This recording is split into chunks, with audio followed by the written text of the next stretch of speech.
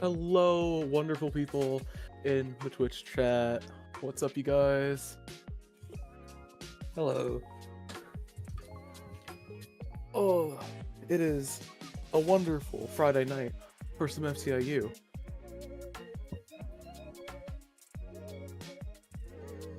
I am Radiance, and this is my partner, Bastion. Say something, please. Hi.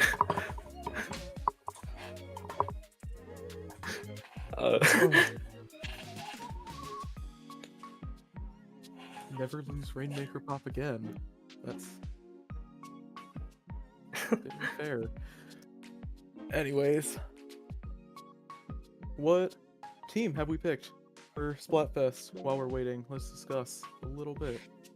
Splatfest. Yeah, what Splatfest team? Kind of curious what you picked, Mission.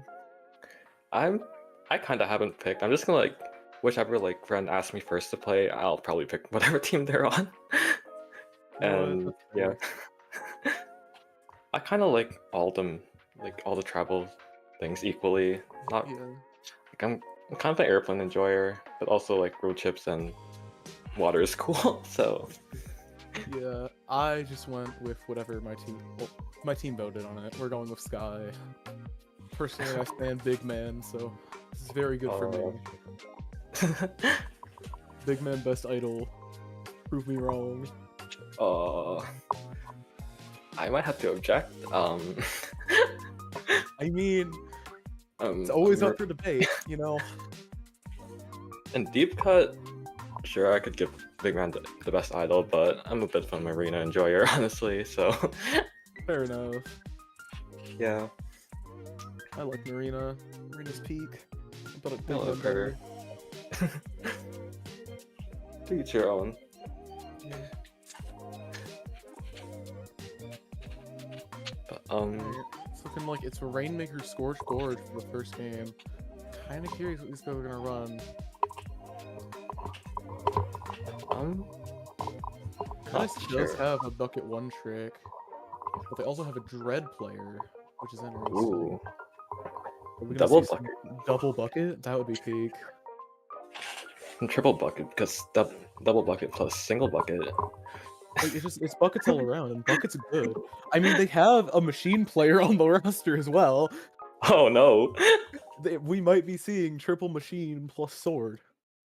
Might Triple be AoE on this happening. map could go absolutely crazy. And Oh, plus sword with geez. a burst bomb. Yeah. Like this is a very snowbally map. Like once you get past that first check, it's Yeah, once you literally get past- like a once snowbally you get ramp. Yeah, once you get past ramp, it's just lockout. It's so easy to just sit there and keep it in place, but praying we get something more interesting than that happening today. Hopefully. Looks like the match is about to start, though. Alright, what's our comp? Looks like Rock the Double Boat bucket. going with... Ooh. Double Running bucket. double bucket, okay. Both sides are running cooler. I haven't seen a lot of cooler lists lately. New Rapid seems interesting with that. Oh yeah, the new rapids. I've seen quite a lot of it, but I haven't seen like anyone like, push it yet. Yeah. Ooh, Rock the Boat crabbing on left grades. Counter crab from... Oh!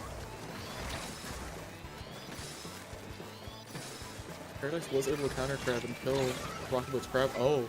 Rainmaker is down. The bucket with a nice fix into mid here. Trying to get this kill off the ledge. Now, Paradise is building up their specials and trying to make a move into Rock the Boat's ramp here. Looks like Paradise might be running this, but the buoy off prevents that. They no longer have control. Are they gonna hammer in? Looks like they absolutely are. Misses the crab kill. And it looks like it is an effective wipe for Paradise. They did take lead though. Not by a lot. Rock the Boat does have Paradise pushed back to their ramp. This could be lethal. If they can get past that. Oh, it looks like the Rainmaker goes down to the bucket.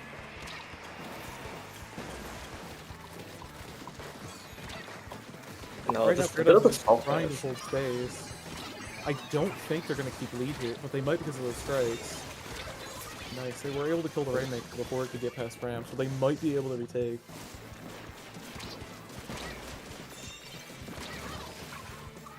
The Wiper does get a nice trade.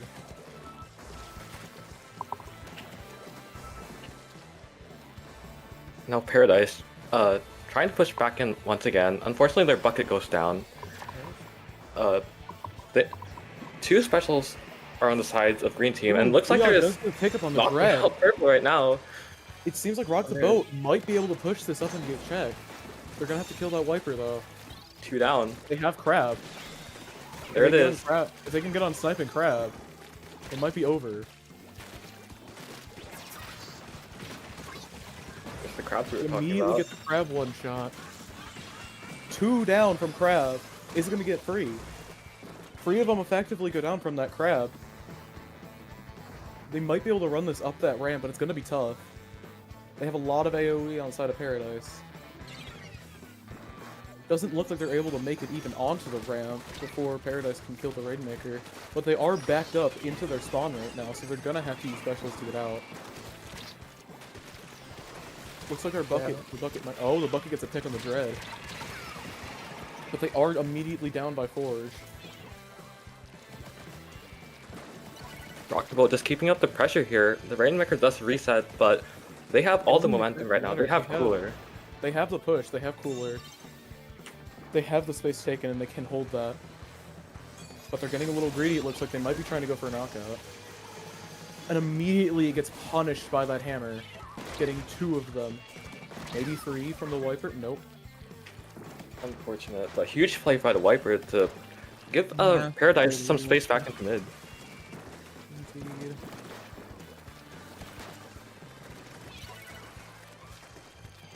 Cherry right now just trying to build a Cooler, hold space. Looks like Cooler does get comes out. Cooler down. I want to be able to Most of the team be gets a little it, more aggressive. but they do get to pop. Paradise does get to pop crab on enough grades. They're able to keep Paradise back. Or, my bad, rock the boat back. This game is getting close. If Paradise wants to win, they're gonna have to take pretty soon here. They are, and two go down If the undecided. bucket goes down, they no longer have their entry special. Their big one. If they can just get this check here, they might be able to snowball the game. And there's a lot of They might specials be are able to coming get up to it. do it. Quick 3 proposal. down. 3 down. If they can get check and get pop, they could run this. Alright, here we go. Could be tight. Look Buck at this just poking trying to ledge pressure here. top right. They pick one off. You see the dread back left. Trying to poke out that dread. Oh no. But the Rainmaker goes down. Tragic loss. That was a very nice push at the end from from Paradise, but just wasn't able to get past Rock the Boat.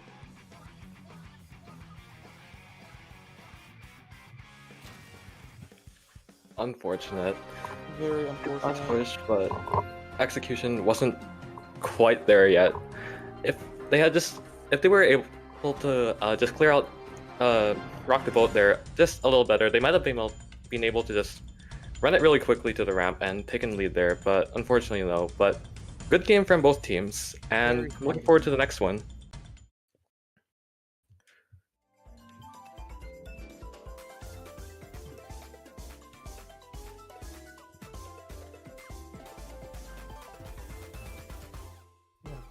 Very strong performance from both teams. I am looking forward to more of that kind of play. It was very back and forth. It was never exactly one-sided. It could have gone either way the entire match, and that is what you want to see in comp.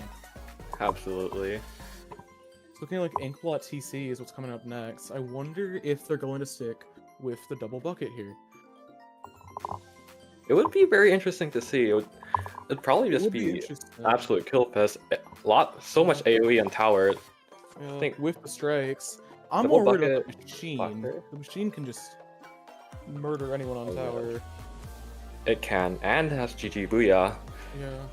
But they also have GG strikes. That is true. It'd be close. So if they do run the same comps, they're just gonna have to outkill each other, and At that point, it's just trying it's so hard to ride tower unless the other team is out. Yeah.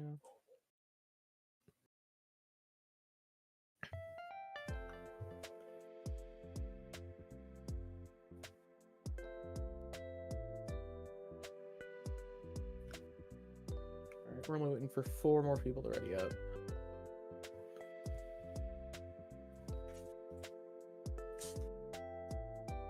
Now, if they do run what they did last time, Rapid is very strong on these ledge peaky maps because of how much range it has.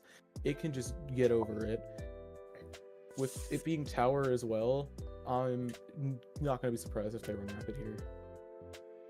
I wouldn't either. Because the suction bomb also, on top of that for tower, is really strong. Yeah. And just having that core option still. Yeah.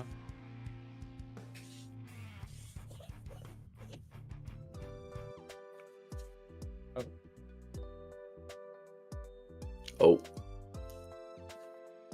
It looks like the match might be getting restarted to sub out a player.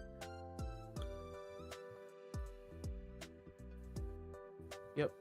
And there it is. There we Well, go. we're a little silly sometimes. Yeah. Probably shouldn't be too long before we're back up and running, but yeah. Both teams here do have big rosters, like 5 on Side Paradise and what's that, 6 on 6 on Rock the Boat. So they could make a lot of interesting adjustments here. I'm not quite sure who played the last match. I don't really remember, but let's see. There's a V-Dualies player. Not really Sword.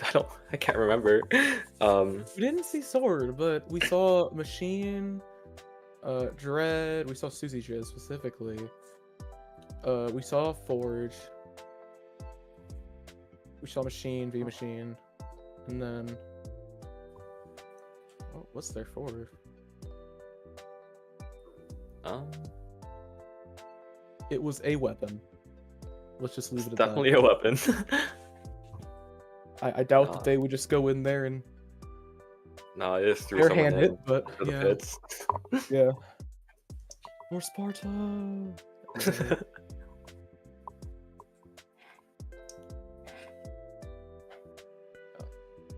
Oh.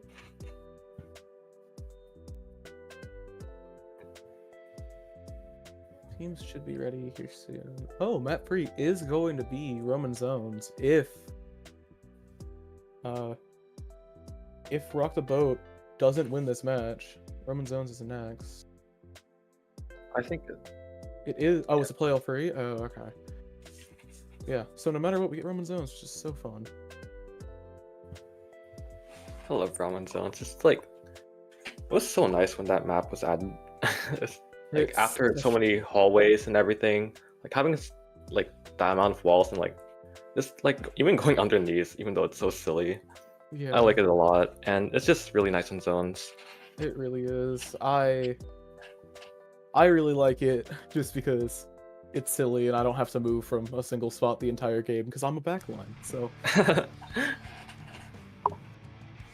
Alright, I think we're going in for real this time, I hope. There's the sword. Sword's coming out as well as the Vito. Oh yeah. Ooh, they do make an adjustment. They do. They have double Booyah Bomb on the side of Rock the Boat. Which double is... GD specials. And that's gonna be able to crab. help us take a lot of space. Yeah. Alright. This is the rapid almost already gets a pick on the right side. Rapid is just painting for cooler. Should have that up now. Everyone There's gets two down cooler. inside Paradise. Yeah. Seems like they're gonna run in with this. The sword immediately gets shredded by the head hit. And it is able to get his cooler right.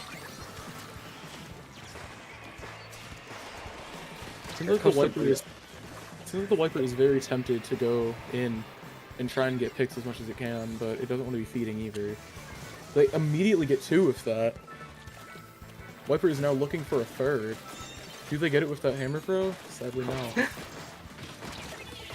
Ooh, unfortunate crab. A panic crab on the side of Paradise. Now Rock trying to stall out this push here. Another crab. They're running. Another crab. But same thing happens with that rapid. They can't crab on stack with the rapid there, but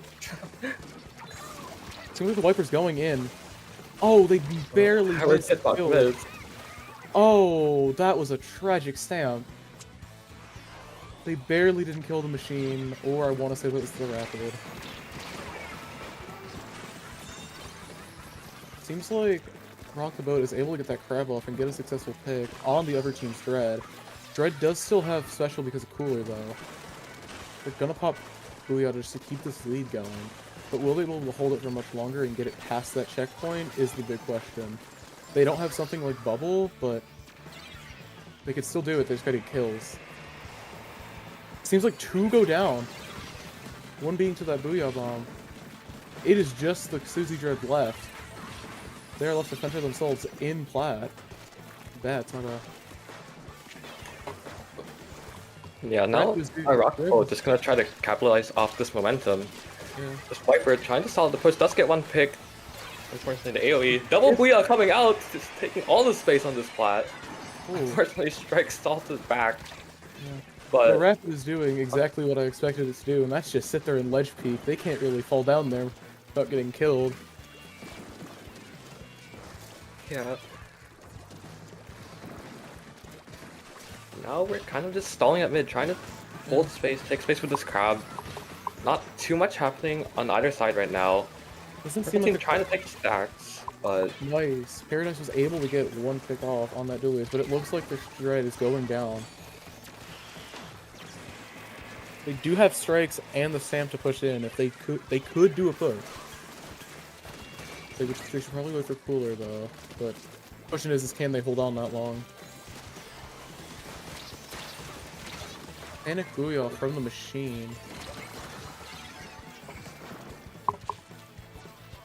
Paradise is 2 down. With Rock the Boat popping a crab. They're chasing down the Susie Dread in the bottom left.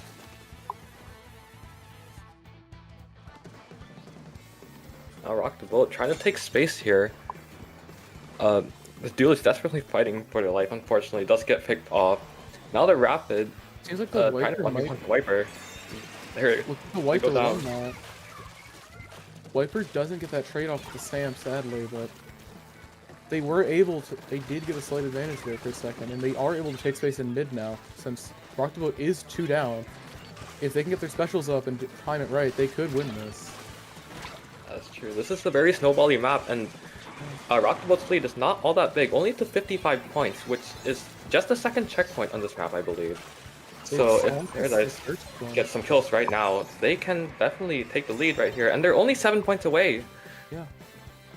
But they are going to have to get their specials back up after that 3-0 wipe. It is just the Dread now. Dread is... I don't know what the Dread is, I can't see it on the screen here, but they are all backed up. Rock the Boat is playing very aggressive with this, trying to keep that lead, which they're doing very well. They're able to get 2 picks off. They're 1 down, but doesn't exactly... They're able to get 3 down. It's just the edit. They can just hold with cooler for another 6 seconds and get the win. And they have the GG Booyah ready. Yeah, plus GG Booyah. Dire for Paradise. And there it is. 2-0 Rock the Boat.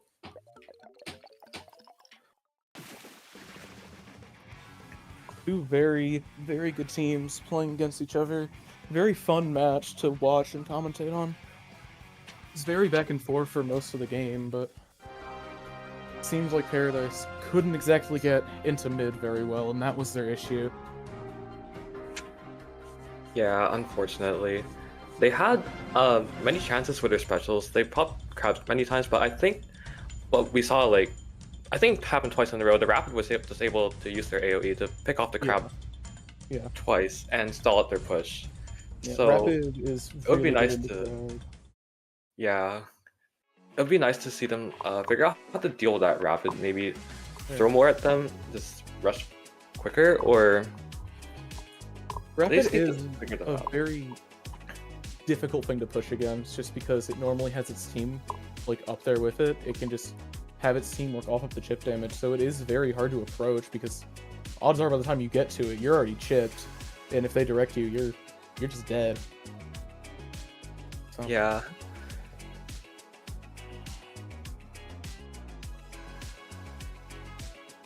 So we're moving on to Roman zones. Play all 3. We have 3 Robo Ramen zones.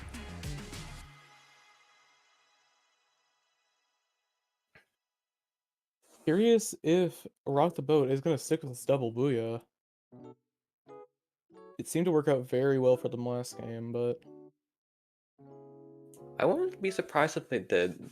It did work out very well, and I think if I were them, I would keep what's working.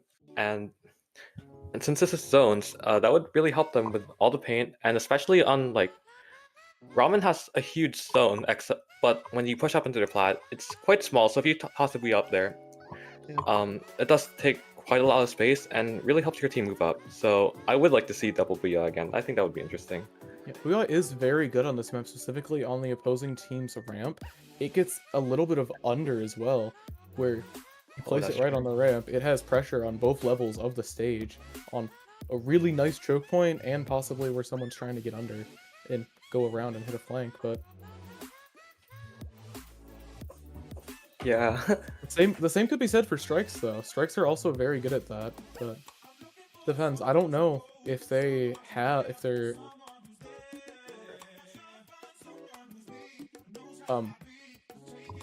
machine player. Oh my god, I was blanking for a second.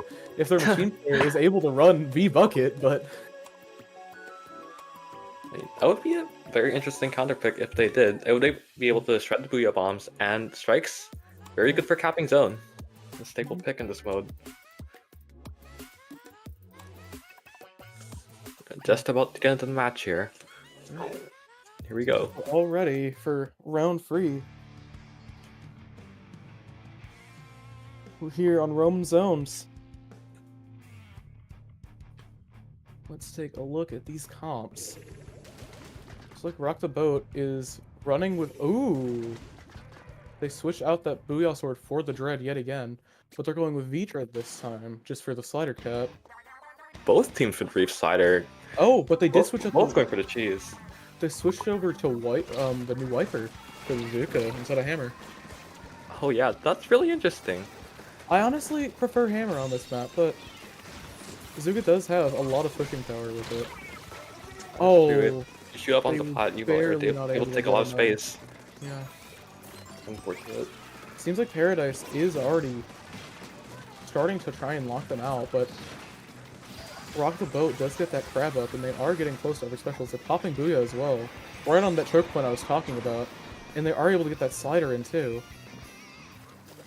Slider was punished though, so they are one down, but they are back very quickly.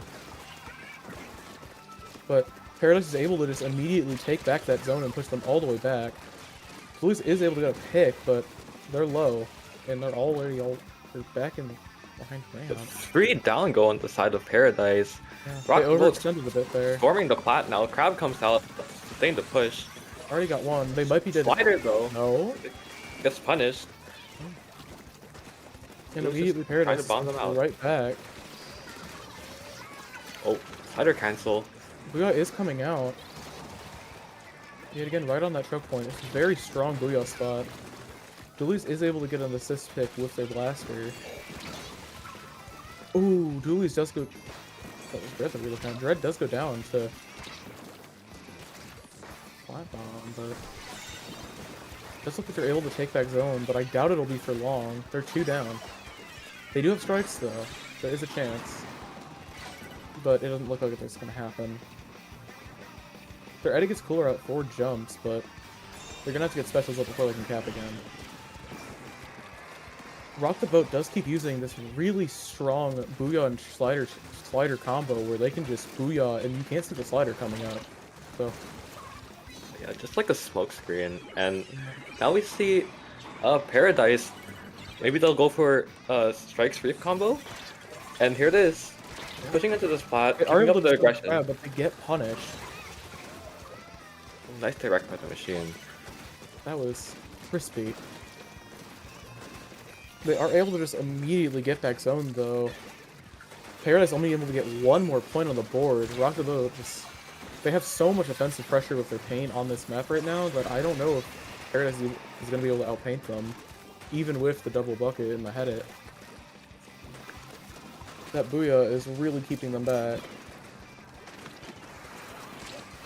Yeah, Rock the Boat just looking in control right now. They have a few specials out, and they have all the momentum right now. Not much. Paradise does have their specials, but they're gonna have to be able to kill Rock the Boat, which is not. It seems like all of their specials are immediately gone just because Rock the Boat just massacres all of them. It's... Yeah, that's GG's. A free Dominant performance from Rock the Boat. Very dominant performance from Rock the Boat. Very strong By performance. both teams, though. Both teams did play incredibly well, but Rock the Boat just had the upper hand. Yeah. Paradise played really well, and that was a really fun set. Just some adjustments need to be made, I guess, but that was a lot of fun to watch. So very fun match, very fun set. And I'm certain that the players playing also had a lot of fun. Even if you're losing, you're still improving. Just what's important. hell yes.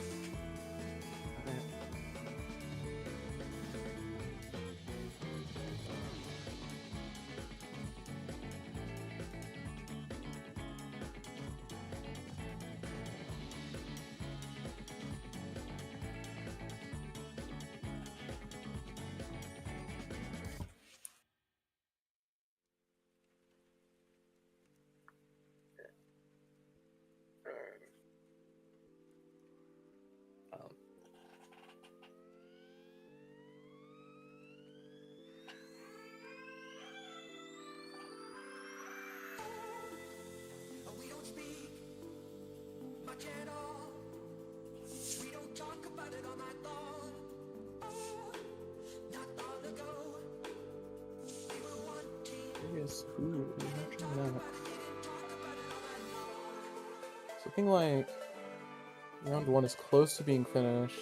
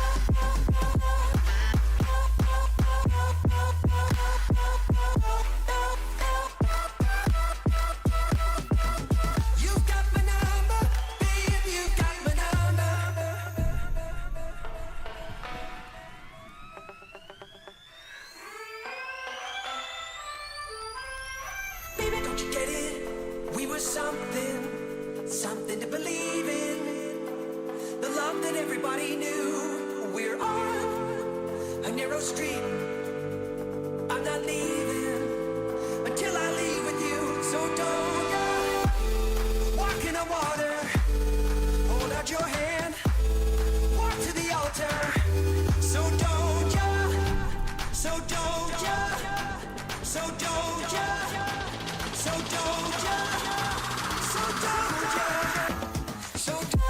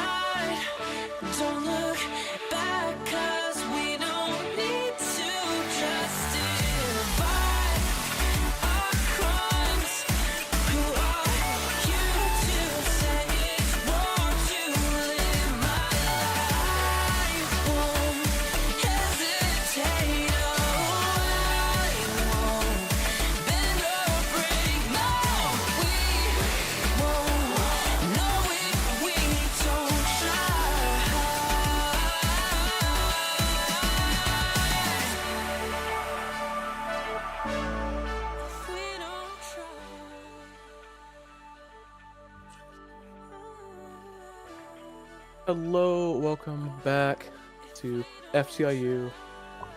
We are here with round 2. We have Saturday Night Speedle versus Amethyst Blizzard. Curious to see how these two teams interact. Yeah, I think I've seen Saturday Night Spiel last FTIU. I think they had quite a strong showing, maybe gold bracket, but I don't recall very well, so Yeah. don't quote me. But yeah, I feel so like I've seen both of these teams around, but both very strong teams.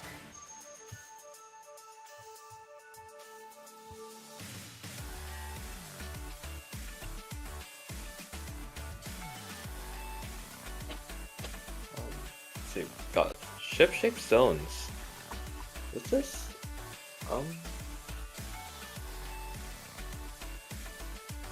quite an interesting zones map. It's not the most Very consistently played in every tournament, but Yeah. it's like you have to like really adapt to it. It's like Yeah. sometimes you gotta play for your top left, or other times you might have to camp their ledge and try to get a kill, but it's quite volatile. Yeah. It is a very small and almost claustrophobic map sometimes, especially in the lead up to the zone itself, but Oh yes. the zone is also very small, so I wouldn't be surprised if we saw some slider cheese today. Listen, I like cheese, but I don't like it all the time, man. Fair enough. I mean, sometimes it's exciting to like save a game or like force overtime or something like that, but yeah, I can feel that.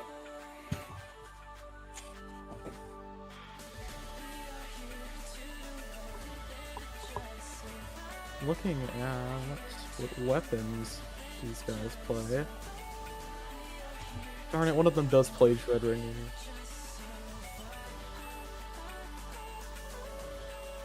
Oh! Oh no. So, apparently, our streamer DC'd in the lobby, so we won't be getting to see round 1, but I guess I don't have to see possible cheese, but well, I don't really know what to do with this. take your bets, I guess. Hey, we don't endorse gambling on the Undue Pressure Twitch channel. We should start the gambit right now. Okay, listen, normally I'm all for Gamba, but not today. Oh, we got the gamba. Let's go! Gamble harder! Yo. What? Oh, we don't have money. No. Use all of your licenses. Yay! More Gamba. It's worth it. Bet she gets a gold. Rainmaker. We gotta pull a gold banner right now. Oh. Or bronze. Oh.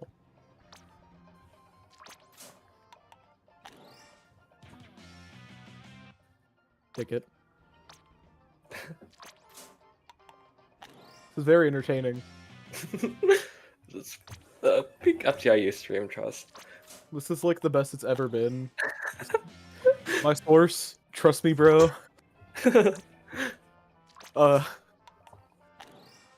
Let's just hope our streamer Nate gets something good. Stickers, woohoo! Love stickers. Stickers. A red capsule. Any emote!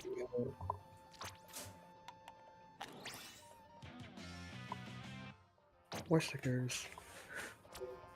Oh. Is it done? I think we get to watch the match now, guys. Let's go. Okay. Looks like Amethyst with Blizzard took that first game, I think. It looks like they did. Amethyst Blizzard immediately taking an 0-1 lead. Okay. Sadly, we didn't get to see it, but it is what it is. Yeah. But we are coming to Museum Clams here. A really well-liked map.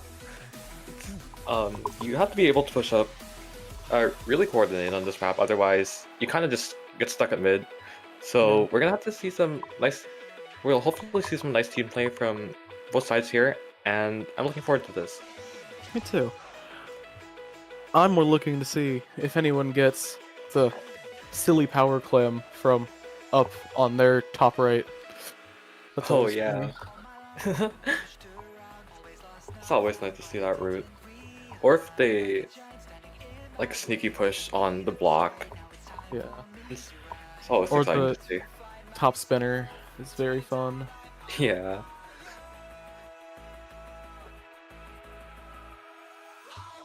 Just waiting on three of them to ready up.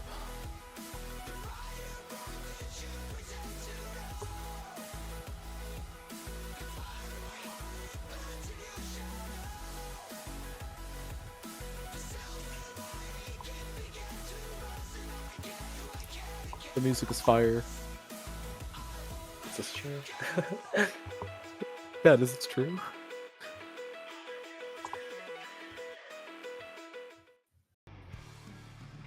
Alright, we're heading into this match. Museum Clams.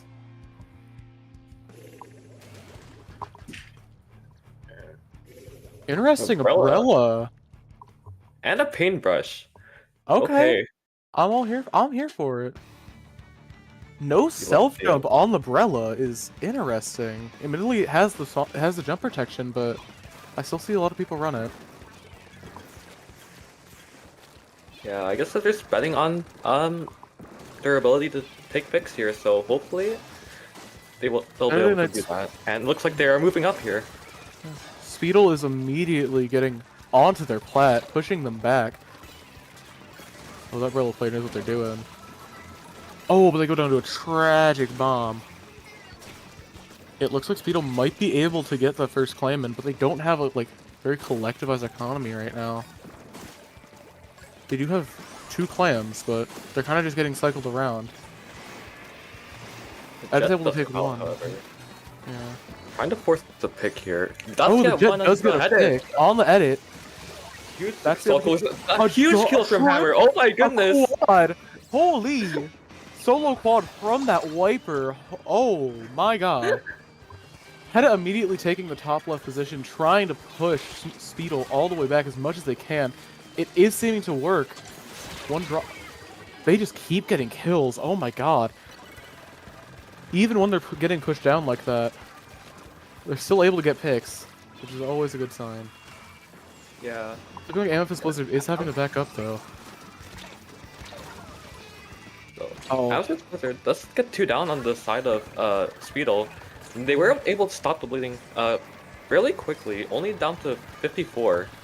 Yeah. And now coming in with momentum, they're gonna have Cooler, they're gonna have... Oh, the Paintbrush is able to take the umbrella. Can Amethyst Blizzard get a clam up? They have a total of 8. 7 now, 5. Nope, they're not gonna be able to win that. They're 2 down now.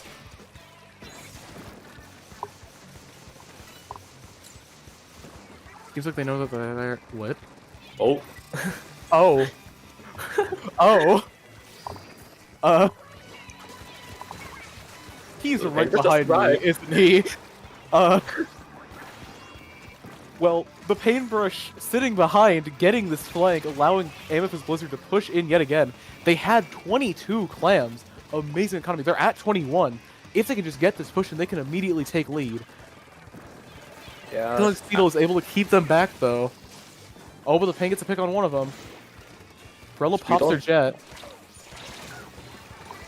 It looks like Speedle is able to find that brush and get him down. Amethyst Blizzard is 2 down as of right now.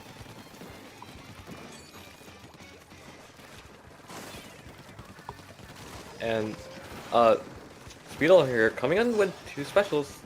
They have a hammer ready, and Zukon comes out. Unfortunately, doesn't find any picks, but they are moving up onto plat. Oh, they go 2 down. Paintbrush is able to hold that space off really well though, and they're just running it. No one steers. No one realized that No one saw the Amethyst edit. Blizzard was. No one saw the edit. It seems like with that cooler, their team might be able to survive that too. They Almost tied a need 2 game. clams. Here comes a wiper. Oh, The brush was not able to get in the clams before that best closed. They could have taken lead with that, but unfortunately they weren't able to. Amethyst Blizzard is yet again on the back foot.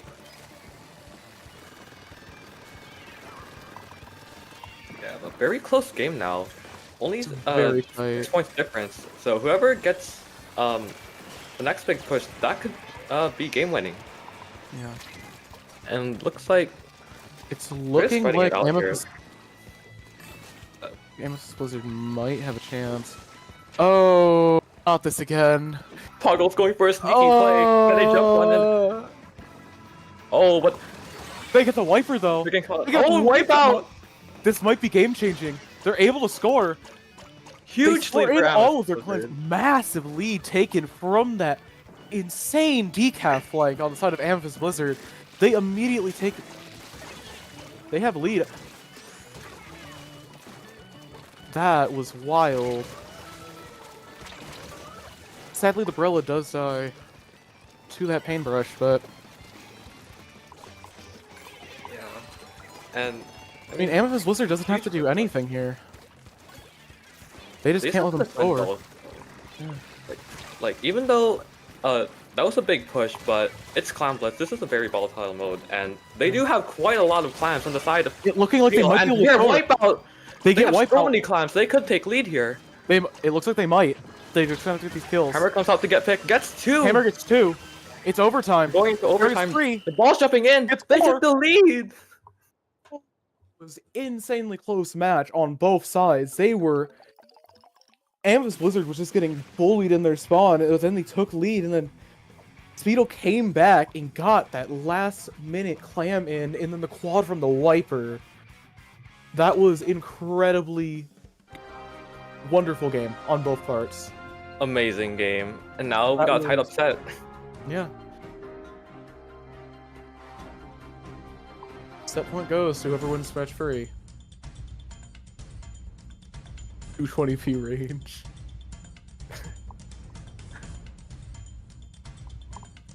I love the little stuff at the bottom. We love our breaking news.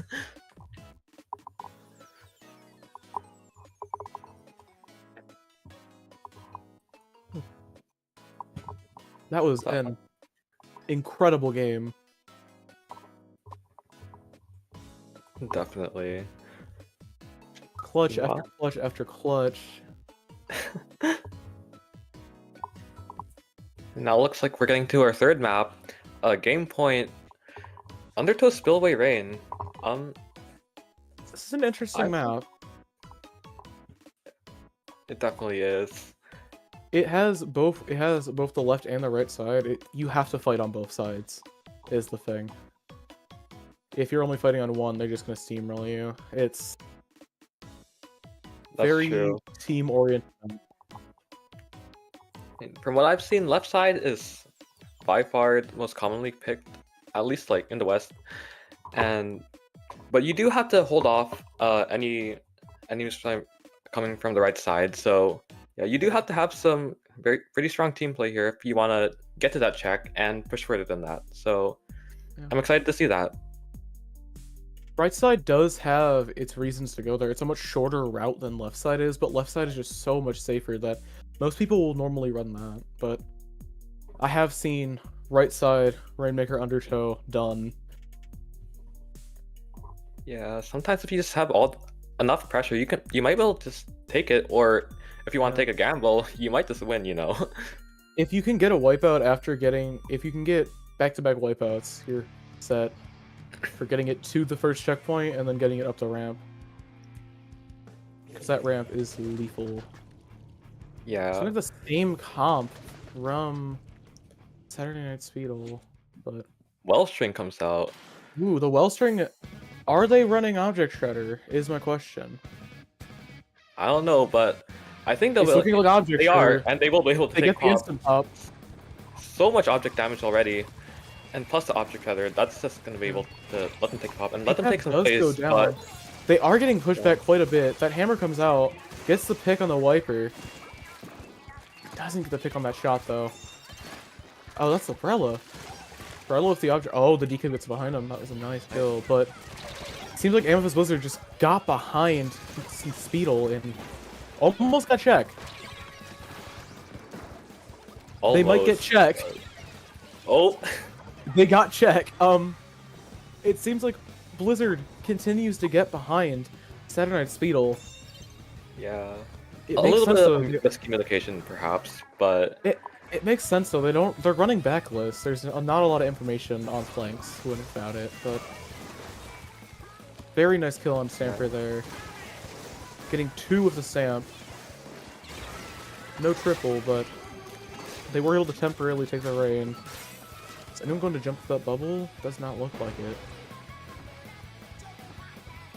Rapid is keeping solid pressure on right side, but I feel like Amethyst Blizzard should be rotating a bit left too. Because it is wide open right now. The hammer snipe! Immediately down on the shot.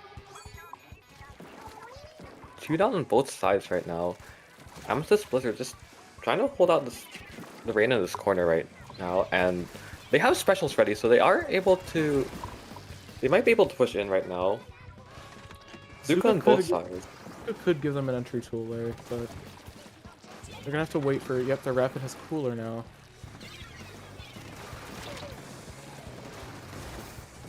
Umbrella can't really do much right there against that Rainmaker.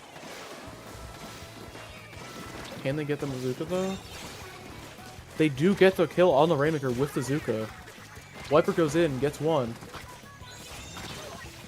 Stamps. An amazing direct by that Wellspring, but they're immediately punished by that Zuka. Yeah, and however, Amethyst Blizzard gets Speedle 3 down right now, kills the momentum, and looks like they're gonna be able to take quite a lot of space here in mid. And now, perhaps trying to force left with momentum of their own, but no. However, it looks like they're going for the right gambit. They're going right. Favors just all the way up there. It does not pay off. It is just but their decaf. I like the idea. I mean, I'm here for it. It's entertaining. Wiper does have that stamp. I wonder if they're going to pop it to just try and hold. Maybe take lead on the side of Speedle. They get that decaf down. Blizzard no longer has their bubble. It's a huge flank from the Wiper right now. Just clearing out space in Amethyst Blizzard's base.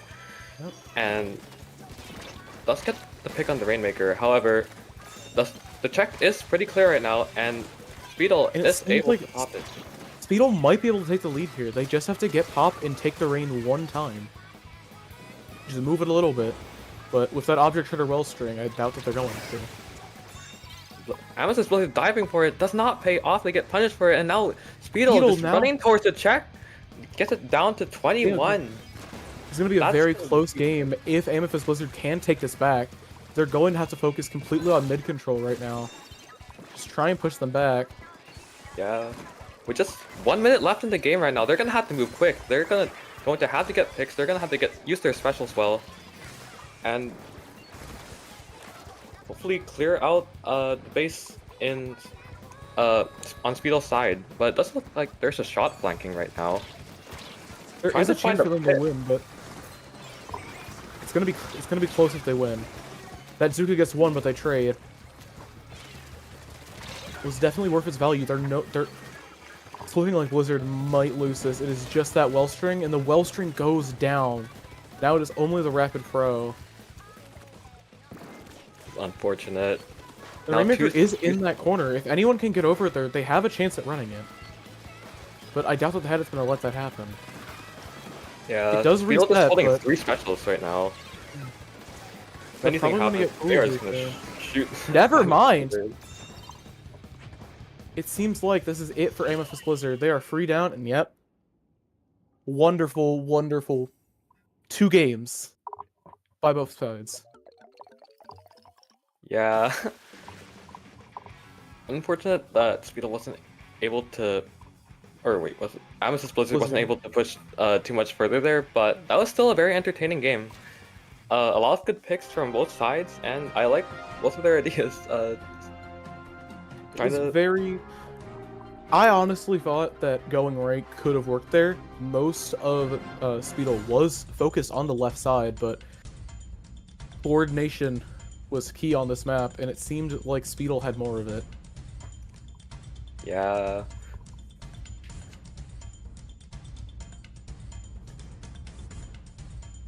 Alright. Looks like we may have our round 3 matchup already. Let me check.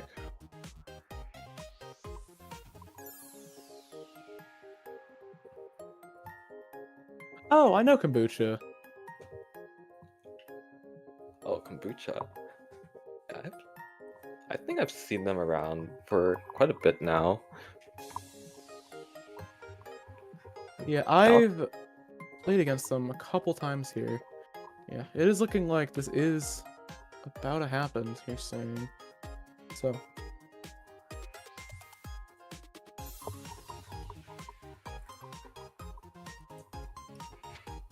Let's see, the other team.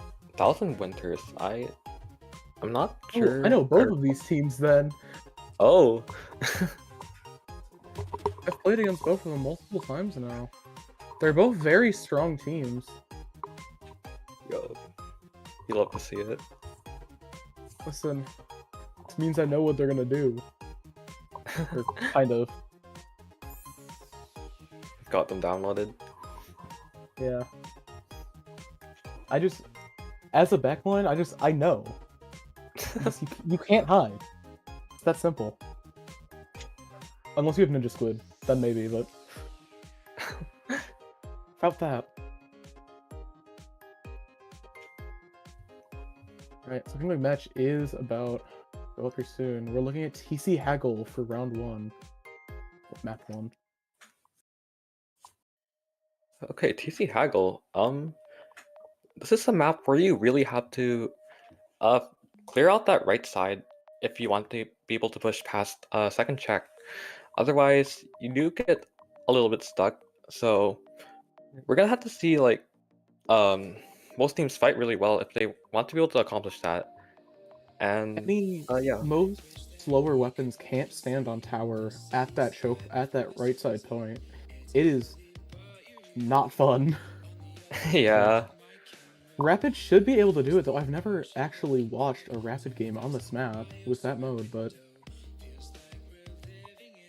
Yeah. Maybe we'll get to see it for the first time. Maybe. Ooh, Mako Zones is our map 3. That's gonna be interesting. Umami claims his map 2. Ooh. 35 seconds until our match starts here. Is that 20? My eyes are bad. No, it's 30, I'm right.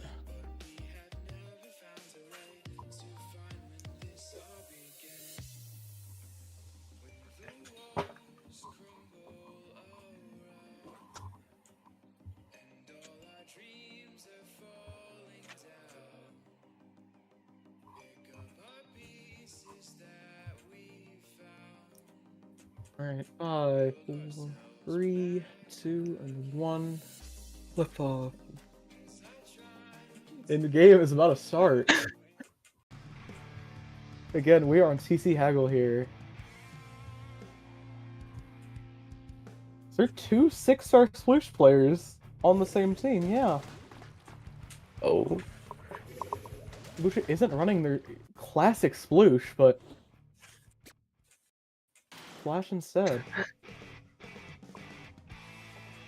Oh yeah, the new Splash though, with Rain Toxic Mist, that's gonna be quite interesting to see on this map, especially since Rain is a special that travels in a straight line, and this is, well, a straight line map, so they're gonna be able to hopefully take quite a lot of space off of that.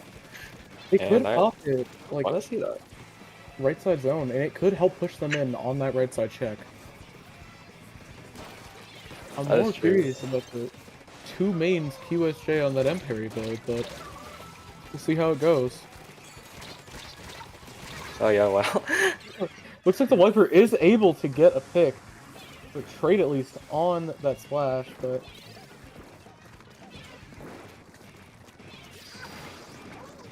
And Now, now, this is being very passive. The splash. Same thing with that Wiper. They are trying to get their specials up. Seems like they're able to push Thousand Winters back, but...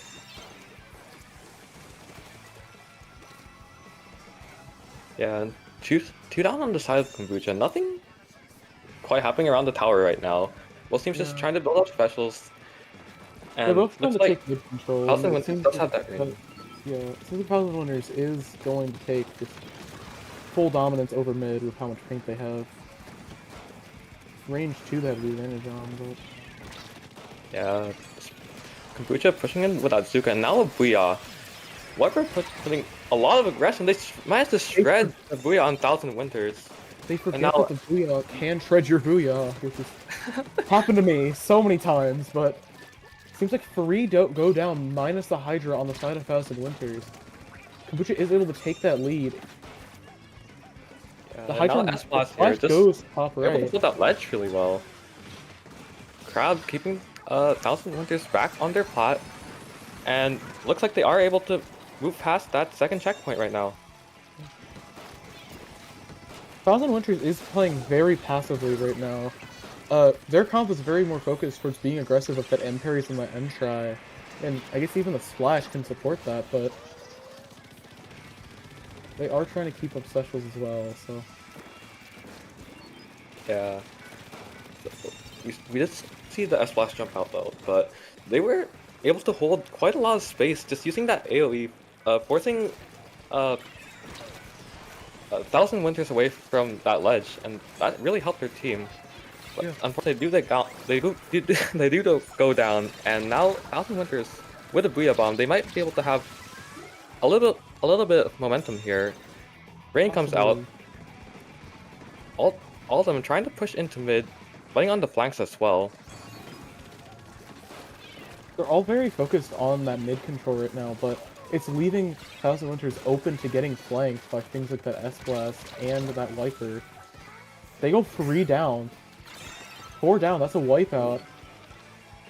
It's looking like Kombucha might be able to start pushing into their spawn, which would not be good for Thousand Winters. It would not. And looks like using the same Hydra formula is again. trying- Special come out. AoE comes out. Push the Hydra back. Yeah, backline just really struggling with the lack of momentum to avoid all of these hitboxes that Kombucha is just throwing out right now. Well, Hydra can deal with being rushed down like that. It still wants its teammates to help it, and when they're getting rushed down like this and just constantly killed, it's not always going to end well. Seems like they are able to push Kombucha back a bit. Hydra is taking 10.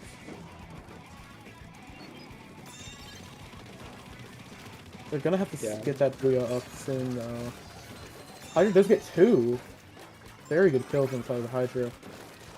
Tri-Soldier does get cooler down. I'm going to 2 of its teammates, though.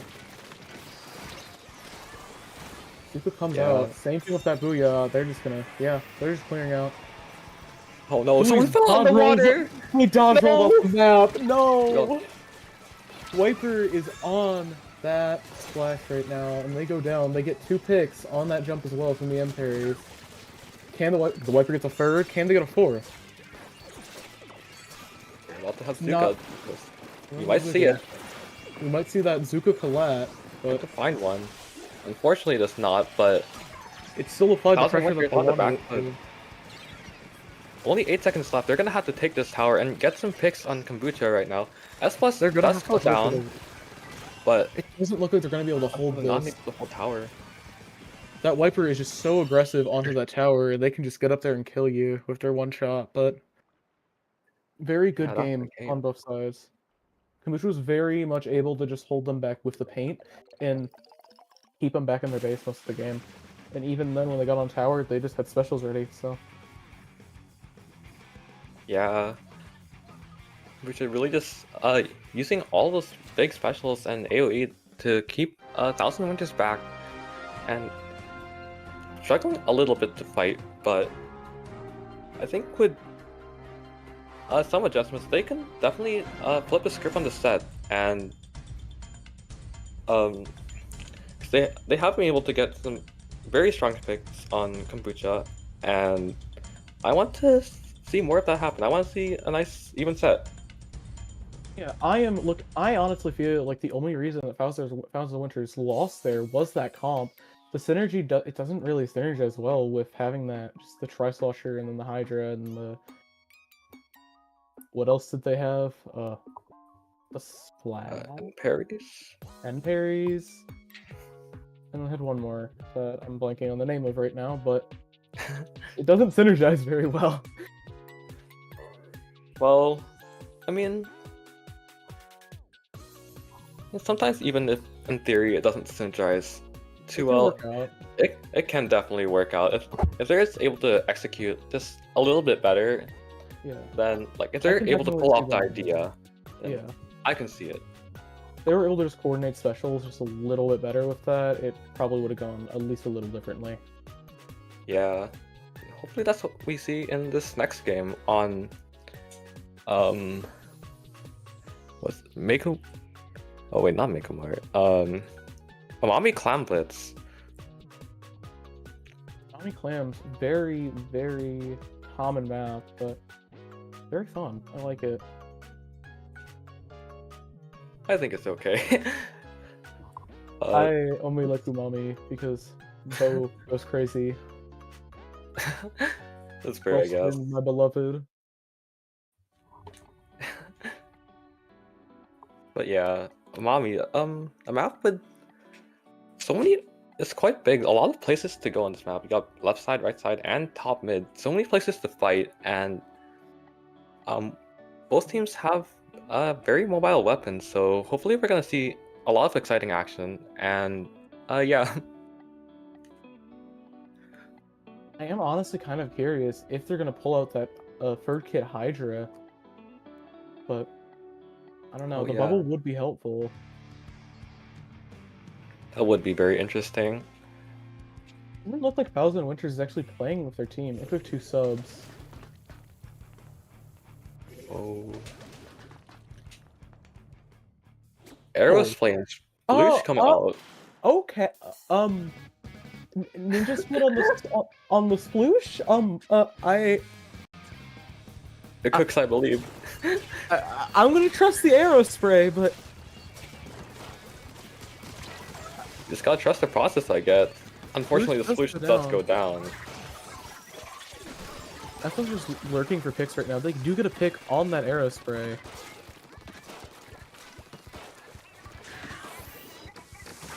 Please just get that splashdown. Getting one of them, the wiper. Look at the sploosh is able to come in and get that kill in the S+, so it was a trade. Health and Winters 2 down right now, but trying to hold their ground. Unfortunately, Kombucha is pushing in, and they do have a Zuga to keep up the momentum. Doesn't find one, but they are able to score.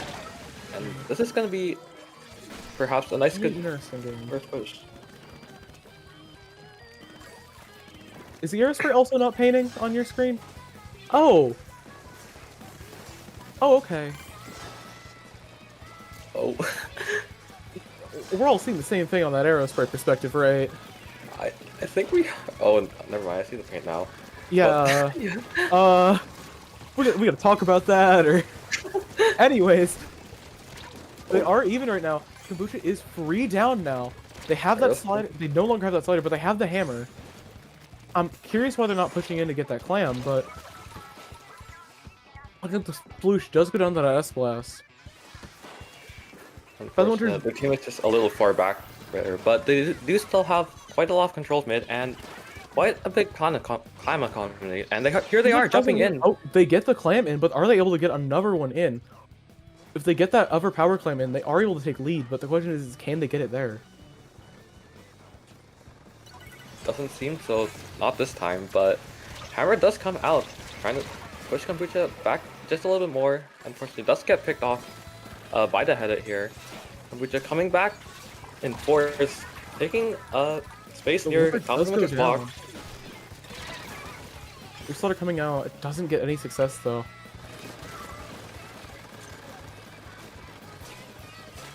Seems like even with the solution, the arrow spray, Kombucha's able to outpaint these guys and just keep them back. With that, the splash and the head and even the wiper are very strong painting weapons. So even with arrow spray and the head on Thousand Winter's side, they can't really outdo it. That's true. They do have, I think part of that is the lack of range. They do have an aerospike and a sploosh that's going to be very hard to paint very far or fight the weapons in Kombucha's side, which have considerably more range, a lot more midline. Yeah. And I think that's what's been leading to Kombucha taking so much more control of this game so far. It looks like on the side of Thousand Winters, the S Plus goes and gets 2 shots, 2 directs. They get 3 kills. Can they get a 4th? They're able to score that claim as well, giving Kombucha an even further lead. Buying their snipe? Oh, The edit was almost able to get in another power clam. It looks like I want to say the S Plus did jump back out, not wanting to risk dying yet again. Yeah, that clam almost got thrown in twice, but however, Thousand Winters able to nicely stall out that push there and not too many points down, just 18-point deficit, and they can definitely turn that around with 2 minutes down, 2 minutes left, and Jude go down on the side of Kombucha. Here comes Are they Thousand going to be able to Winters work on momentum. economy enough though? They only have enough for. They have 22 clams now. Are they going to be able to get it in? Is the question. They have the hammer and the triple splash, and they could clear space. Plus the reef slider. It looks like they're going to get one in. 2 down, 3 down on Kombucha. Here we go, huge push Here we from Thousand go. Winters. Massive push. It is just the dualies up here right now. They immediately jump out. That was an incredible use of specials on the side of Thousand Winters, getting them that lead. With Amazing 37 coordination. seconds, You with love to see 37 it. seconds left. I don't know if Kombucha's going to be able to get back with this. They're going to have to get 3 power clams to be able to get back, but that's a lot of clams. Yeah, never say never though. It's always still possible. However, 2 go down on their side, so 17 they're going to seconds. make some magic happen right now. Thousand Winters are pushing back up too, but they do get that crab off from the splash. They aren't able to score that. They do take pity. They are 3 down. They are 3 down. They Oh, might they're just be hammering running them. this. It seems like they are. They're just going. They're saying YOLO and doing it. S Plus gets 1 with the Booyah, but doesn't able to get the 2nd pick on that arrow spray. They can't really grab that clam without risking dying. It's looking like it's over for Kombucha. With such a strong lead in the beginning, that's an insane comeback on the side of Thousand Winters. That was an incredible display of coordination on that last push. Yeah, amazing game from Thousand Winters. Really turning it around here, and now our set's even. I mean, I will admit, I was not a believer in Sploosh Arrow Spray, but it worked. I have no comment. It worked. It happened. That was very interesting. They had an idea and they executed it really well. And They ran with it, and it love worked. to see it. If it works, it works.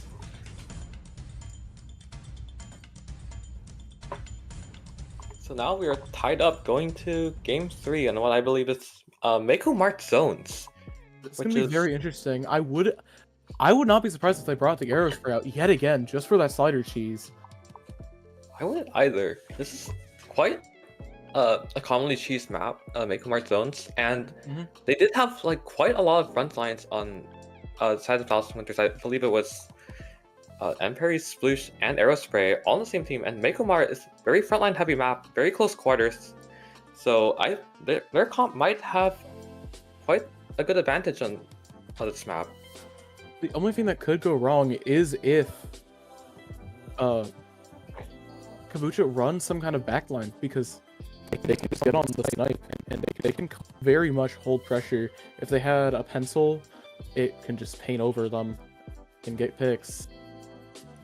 That is true. They're gonna have to be able to poke lunch if a backline does come out.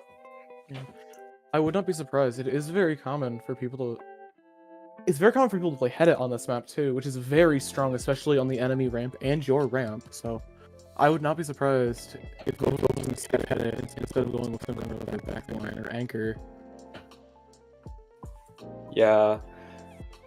Generally, just very strong on almost anywhere in this map.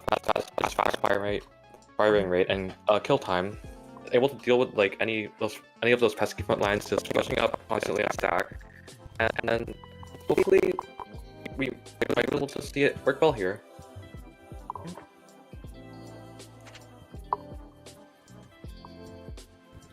I'm honestly kind of surprised with the lack of backlines that we've seen today. There's been a couple, but I haven't seen a single pen, which is a little odd.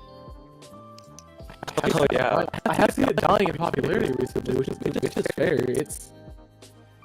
There's new cooler weapons, and they're both very strong picks, and edit is also incredibly powerful right now. Yeah, cooler weapons on the block. Here we go into game 3 to decide who wins this set. The aerospace explosion under Harry does come up with they're going coolerless on this map. Instead of running the Hydra, that adds more of an Angers-like backline. A lot of special charge up on that Hydra. They are just going to be spamming Booyahs the entire game. Yeah. Immediately, Thousand Winners gets this incredible lead in the zone. They are a lot faster than Kombucha's comp is, so I'm not too surprised. S-Plus is able to get 2 picks, it looks like, though, while staying alive. They do have Booyah.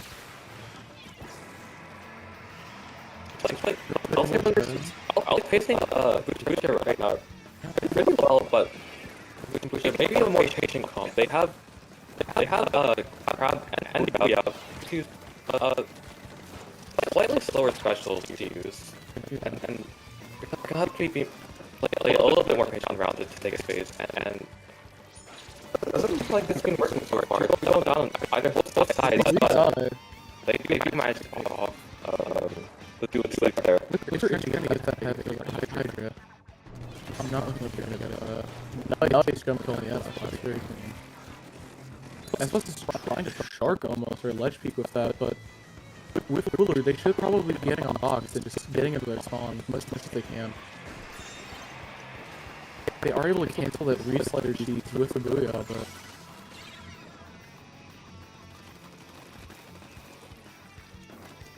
Yeah, now 1,000 meters, they back that zone with quite a considerable lead, and there are building specials as well. Any space on 1,000 meters right now, can build any momentum. However, wonderful breath on that hammer. 2 or 3 go down. 3 go down to that arrow spray on that reach slider. That was an incredible play. Back into their spawn right now. The clock's coming down now. They have 26 left until they are gone. That's over. And they bring it back. And they are almost down. Down.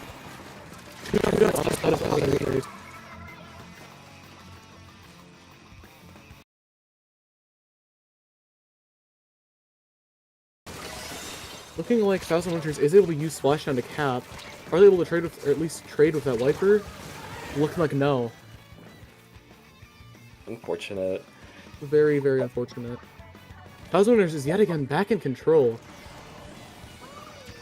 Kombucha is... Their comp is very patient, but a lot of them continue to just try and take the zone and not instead farm specials in their spawn, but... That is true. If they can play to their strengths just a little bit more, I think they can easily flip the zone and possibly the game. Take the game back. Yeah. And here they are. It looks like a fort time. Building crowd, building a nice push. However, it's behind them. It's not cap the zone though. Imperius does go down, but that sploosh is behind, plus that reef. Looks like S+ might be going down here. 2 down inside of Kombucha. Found Winners is back in control. Yeah, just really utilizing those flanks really well.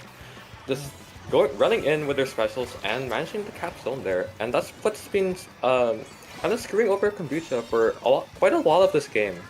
Yeah. So they do have all the specials and all the resources they need to hold this. They just need I believe they just need to watch the spikes, and maybe they'll be able to bring this game back. It's looking like Thousand Winners might be able to cap the zone yet again. 2v2. Viper does go down, however, 2 are jumping in.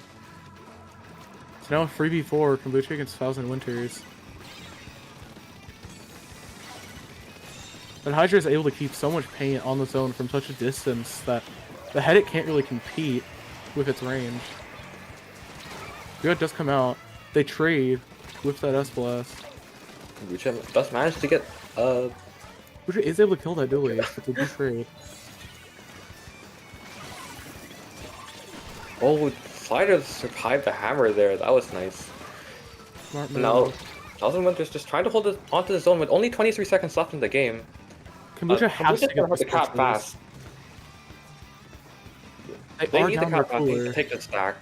They do flip the zone, but the members of Thousand Winters are still alive and they're getting picks. Kombucha has to be able to get a strong hold here in order to hold this game. Unfortunately, last second flip. It's looking like Thousand Winners is. They were not able to get that last second flip, and Kombucha goes down in the Thousand Winners.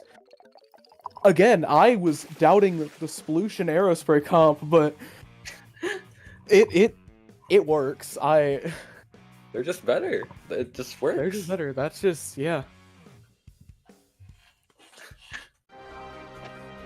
Even the silliest comps with the right execution. You know, sometimes they work, and it's really exciting to see, honestly. Yeah. For the longest time on my team, we had a Sploosh player, and that worked surprisingly well. But yeah, that was very solid gameplay. I was not expecting the silver Aerospray specifically, but yeah. Well, that was very strong gameplay from both teams there, and that was a very fun set to watch. very, very fun set to watch. And yeah, I believe that's our last set of groups, so It is indeed our last set. Should be bracket, and we'll get to see some elimination games. Pretty sure we get round 1 brackets, which can't remember which bracket though. Gold.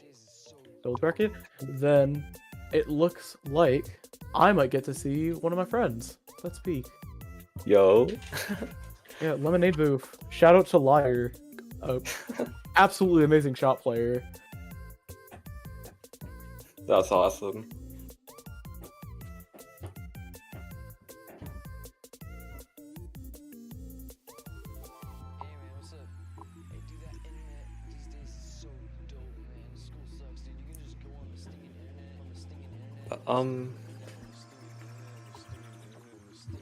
Yeah, I guess don't have too much to say until bracket. We can go to a break here for now, and we'll be back soon, so stay tuned.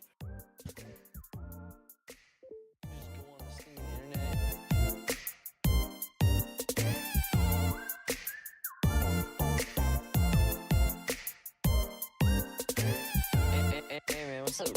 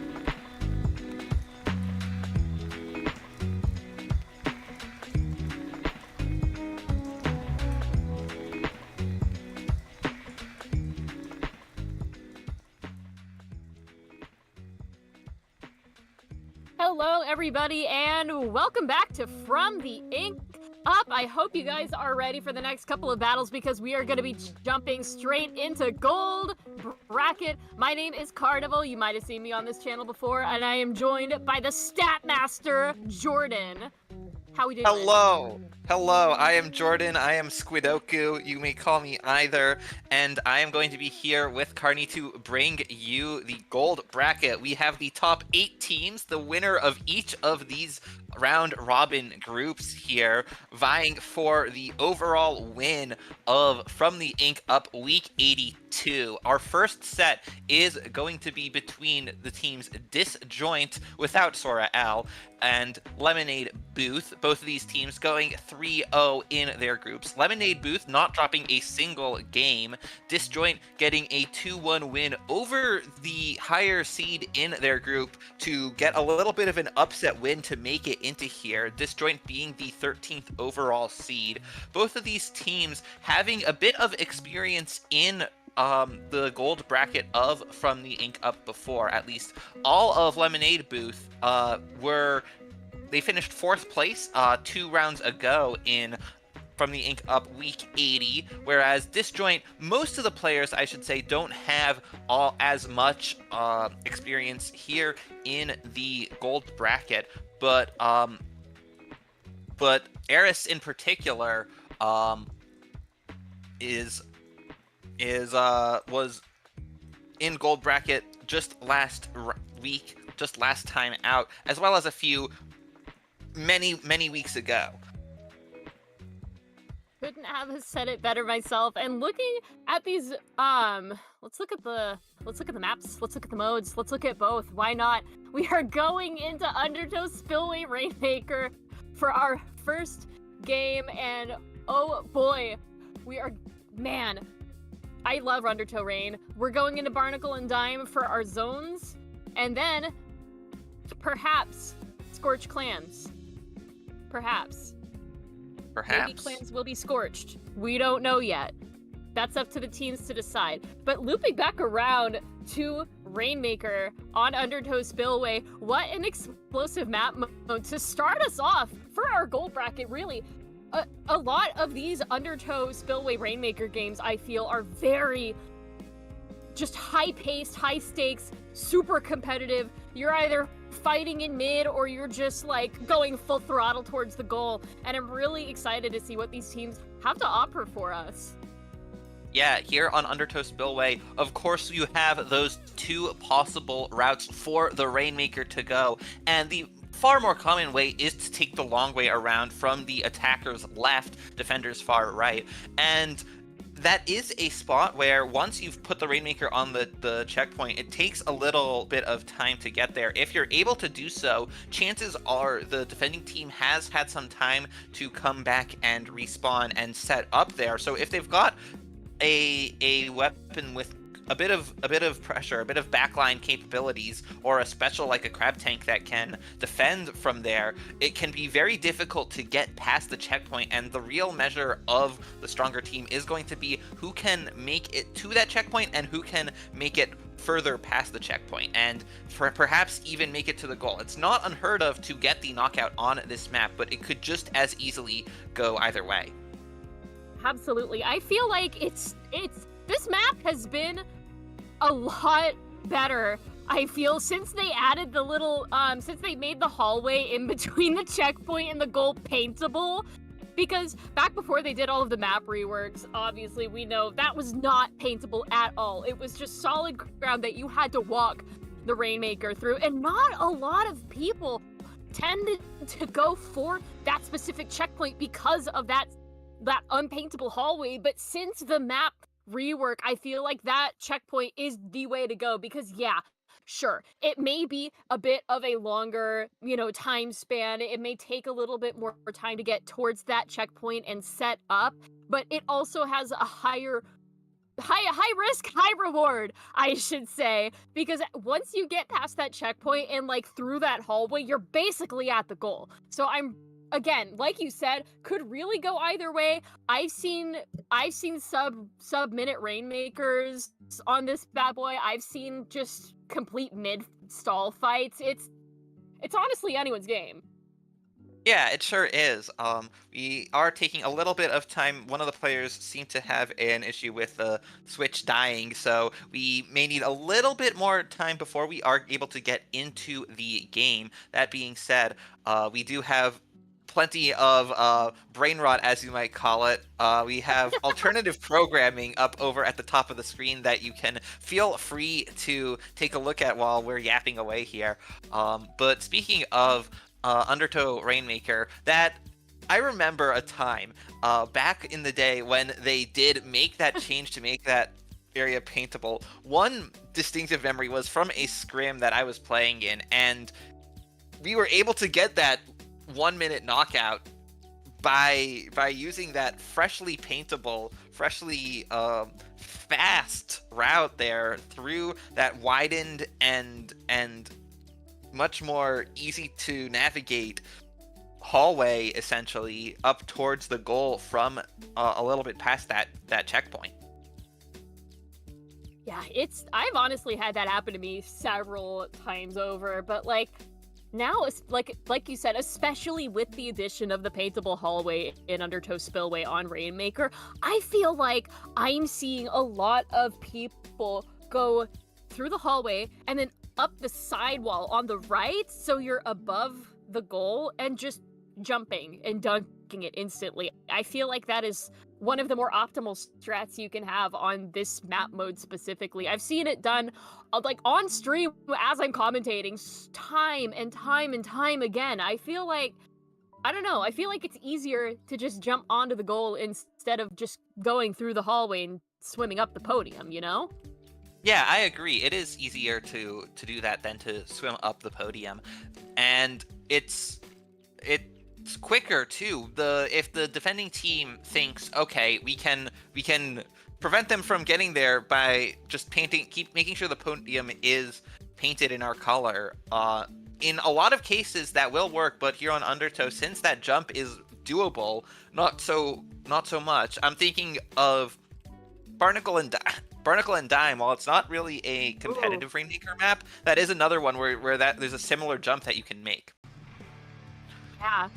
And speaking of Rainmaker on Undertow Spillway, you guys have probably had enough of us talking about it. It's time to actually play on the map, and I do see we've got a couple of the new kits coming out. I am specifically looking at the Horns Dreadringer, and oh my god, what is that splatter shot called?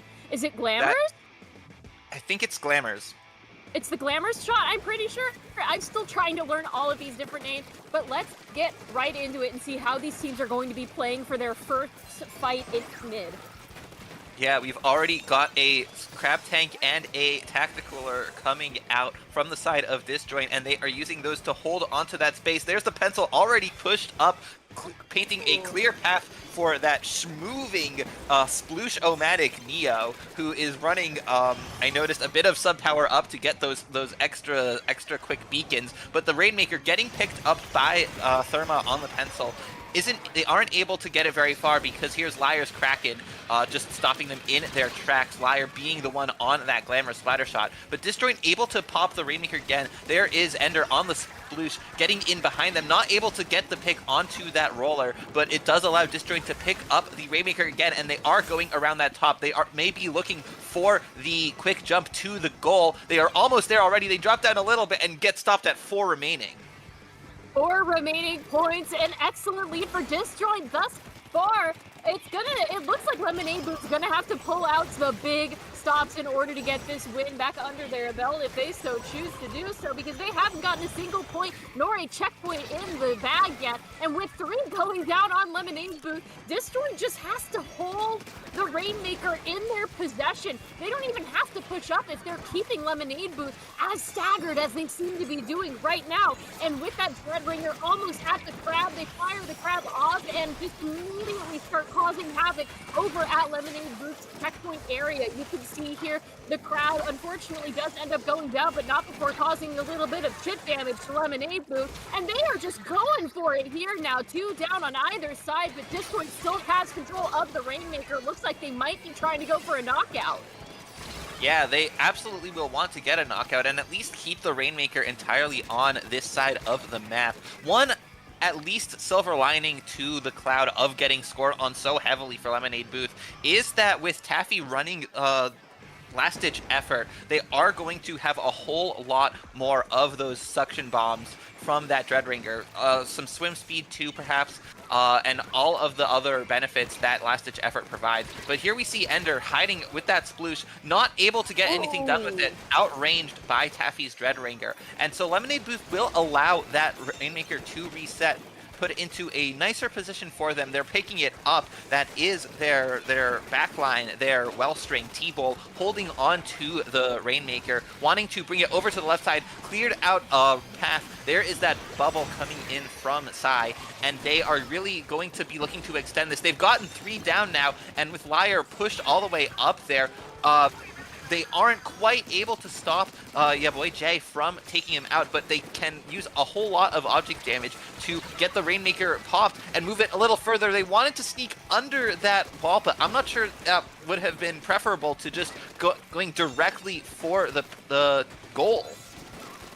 I feel like they could have gotten a lot more use out of it if they had gone directly for the goal instead of trying to sneak underneath that ledge, because we can see Ender now, the Sploosh has the Rainmaker in their possession. They are directly underneath that bridge area. 18-4, Lemonade Booth at the disadvantage now. Disjoint has the lead still, but they were extremely close to losing it after getting a double 3 down in the short span of just a couple of minutes now. We could see Cry here on that roller doing a really excellent job of just making sure that mid is completely clean up. Looking for a pick on that pencil, really not able to get it now. And we see the Rainmaker is back in mid, 2 down on Lemonade Booth. 1 minute left on the clock now. Disjoint just has to keep it off of their platform and their goal area in order to win this. But with 2 of them going down in the moment now, it looks like they might be having a bit of trouble. Yeah, and you can see that with this on the side of Disjoint, they are very consistently putting the Rainmaker into Ender's hands, and that honestly is probably the best way to do it, because being on the very lightweight, very high mobility Sploosh-O-Matic, they can just move around as fast as possible, especially with the extra swim speed from their gear. And having that designated Rainmaker holder, it also does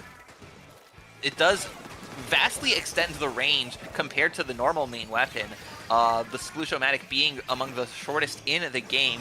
But Disjoint are able to just stall it there, and even though Ender goes down there, there is not much overtime left for Lemonade Booth to try to take it. They need to pick it up in just in time, but they go down Ooh. almost immediately, and so that is the first game for Disjoint. Game for Disjoint indeed. An early first push and keeping the Rainmaker consistently in their possession really helped them win that game over Lemonade Booth. Lemonade Booth had the chance to get that lead under their control during their push, but they did end up dropping the Rainmaker, unfortunately, right before they were able to climb that podium any higher that Disjoint did. They did have a really good shot now, but you can see they went underneath the ledge instead of going straight for the podium, which I think might have cost them that game. Yeah, it would have been pretty difficult for them to get to 3 remaining. I believe you have to actually get up onto the goal a little bit in order to reach that point. But it still was a pretty dicey situation there with the momentum that Lemonade Booth were able to put on. But they will have another chance. They were able to score pretty well if only Disjoint hadn't scored even better before them. Absolutely. And honestly, I feel like that is the quintessential Undertow Spillway Rainmaker. It is, at the best of times, a score fest. And speaking of score fests, Barnacle and Dime Splat Zones. You either have a super quick 100-0 lockout scenario, or the zone just flips back and forth and back and forth and back and forth. And with a lot of the weapons and specials that I've seen on either side, I feel like it's gonna be one of those matches where we are just going to have just 5 minutes straight of zone flips, especially with that reef slider cheese, which is still prevalent in zones to this day. Yeah, I'm wondering if Lemonade Booth are going to switch up their comp a bit. It might be the kind of thing where they aren't as confident at coming off of a game loss, or it might have been that their comp was particularly suited for Rainmaker with that Glamour Splatter Shot, but you never know if they are really the most confident in those weapons that they chose. I would see that as perhaps more likely to change than what we've got on the side of Disjoint, because Disjoint, they have that pencil and that Dreadringer with the Crab Tank, as well as the Sploosh. The Sploosh is probably, I would say, a pocket pick, a main for Ender in particular, if they choose to continue with that. But on the other hand, I'm not sure they would be as likely to go with the Neo Sploosh compared to the Vanilla Sploosh on Splat Zones. And they did a really good job of, like you said, being that designated Rainmaker carrier, but without a Rainmaker, to carry in Splat Zones, I feel like that Sploosh is going to be even more of a problem, because like you said, despite its short range, it's mobile, it's deadly up close. You really hate to see a just hyper aggressive Sploosh running your way when you're trying to defend the zone, and I feel like that's probably going to be at least some of the case here. Yeah, that is of course if they do stick with that weapon, which we will see in just a moment as we are loading right into this game here. Let's take a look at these weapon comps and see if anything has changed. It is looking like not much is changing on Disjoint's side, but I do want to point out that Lemonade Booth has had quite a couple of changes to their roster. They are also going to be bringing out the Horns Dreadbringer, and I do want to point out they have another bow underneath their belt that is right there, bringing out the stringer here with the new kit. I cannot remember what it is called. Yep, that is the new Tri-Stringer. I also, is it the Colors Tri-Stringer? I'm not 100% sure. But they are bringing that one out with the Angle Shooter and Inkjet. There's that Zuka from Lyre. A few switches of kit, with Lyre switching to the Vanilla Splatter Shot, and Taffy switching to the Horns Dreadringer, but keeping the same main weapon, while T-Bull switching from the Wellstring to this Tri-Stringer. But unfortunately for Lemonade Booth, these weapon choices aren't going to guarantee that they will take control here, because it is Disjoint who had that opening push. There's that Crab Tank and Tacticooler once again in conjunction with one another. These Zuka shots aren't quite able to take out the Crab Tank, but maybe this Inkjet will do better. Aiming for ya boy here is T-Bull, but not able to get it. The rest of the team, though, does manage to take out 2 players on the side of Disjoint, and so Lemonade Booth are able to get onto the board here into that zone. Your boy Jay, though, using that special in their pocket to neutralize the zone and hold back Lemonade Booth, preventing them from getting the kind of lockout that was inflicted upon them early on.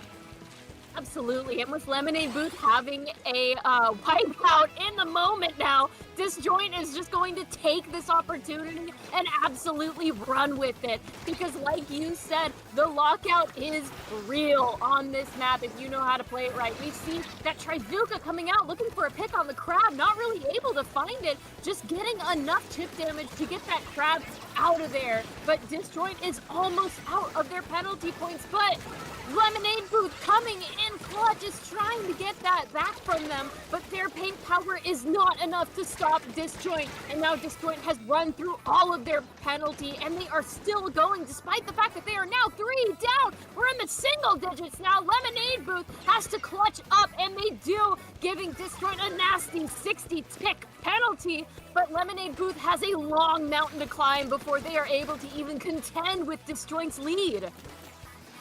Disjoint having only that S-Blast left alive, not able to paint the zone on their own.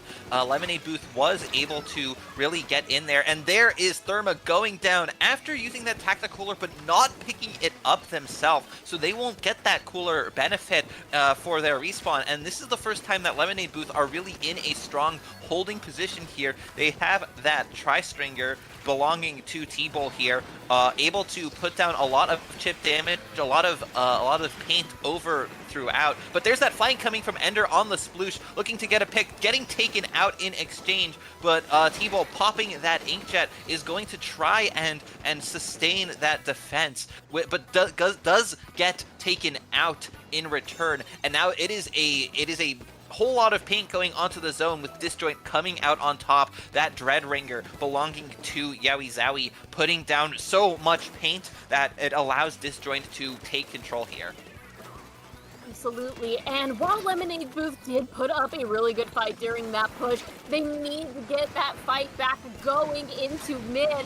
Therma here on that pencil in a really sneaky spot for some good shots here. We can see that there are fights in mid happening everywhere. 2 down on either side now. Lemonade Booth taking this opportunity to come in and try and cap that zone, and they do successfully cap that zone. Less than a minute left on the clock. Now it is now or never. They need to keep that zone painted if they want to contend with Disjoint's lead and not get knocked out during this game, and it's looking good for them thus far. Again, they have a really good holding position right now with, we can see Sai on the roller, just unfortunately dying on screen, which is not something you want to be if you are not quite in the lead.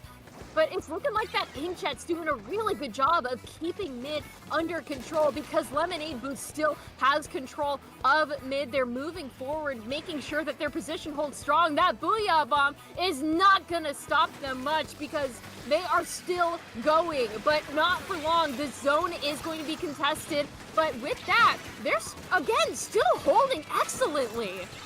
Lemonade Booth are fighting for their tournament life here. If they lose this, then they are out, but they have taken the lead and gotten the knockout. That is an incredible comeback from Lemonade Booth.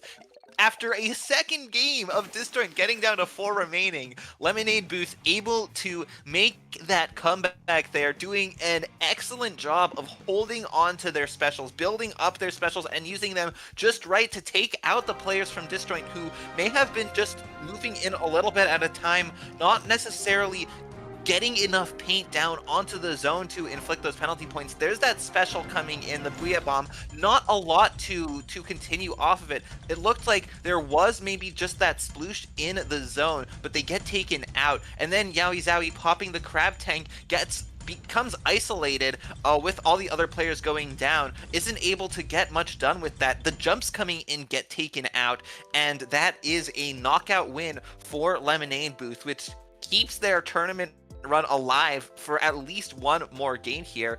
We will be moving on to map 3 of this set. Welcome to the tiebreaker, Scorch Gorge Clam Blitz, which is going to be an absolute knife fight considering what these two teams have shown us to offer thus far. Again, like you said, Lemonade Booth really clutched up during that last game. They were able to flip the lead in their favor, holding on to mid despite Booyah Bombs and crabs alike.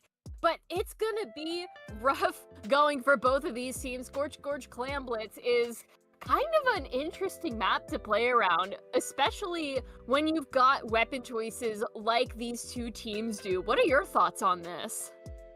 Well, my thoughts are that a big aspect of Scorch Clams is being able to get a lockout here, because if you're able to clear the defending team out of the area around their basket, then you can put together a huge push. But if you're just trying to sneak in the clams without really controlling the space beforehand, you're just only going to get a pity clam, or you're just going to get the single power clam and maybe nothing more even.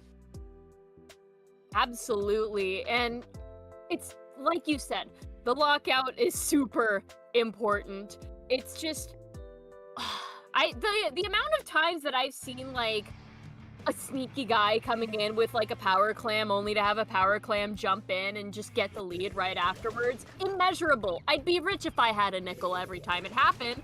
Disjoint looking like they are not changing their comp at all, but it seems like I feel like Lemonade Booth is also keeping with their comp from last time too, finding out that it worked really well in their favor. But let's see how these two teams stack up against each other. The clam economy in the beginning of the game is vital here. We see that it's looking like Lemonade Booth might have control of most of the clams at the moment, which is good because you've got to build those early power clams in order to make sure that that basket gets an early open.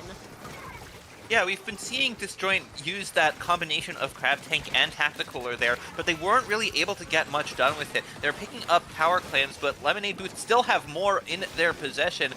They have T-Bow holding onto that power clam as they are using that Inkjet, looking to try and get a little bit more out. But there's the Killer Whale coming out from the sploosh of Ender, but it's not going to get a whole lot done. However, with 2 going down on the side of Lemonade Booth, Ender is in this sharking position here, putting up that beacon. That does give them an option for jumping in, making a sneaky play, unless Lemonade Booth are able to use that ringer to put down paint by it, or from the bow. But the beacon does still appear to be in place, so if Disjoint are taken out a little bit, they can get right back in there. But Sai able to come up from the side, get a clean pick onto Ender's sploosh, and that leads to a full wipeout for Lemonade Booth. They have that big bubbler up there, providing a perfect jump spot, but the players aren't jumping into there just yet. There may have been an Inkjet that was in use and needed to be waited out before putting that power clam in, but even after this time, Taffy able to pick up one more, get the team down below that all-important 60-point remaining mark that could be matched with a power clam plus a second clam, as one might get, especially with that pity clam coming out on that counter push that Disjoint will be able to get.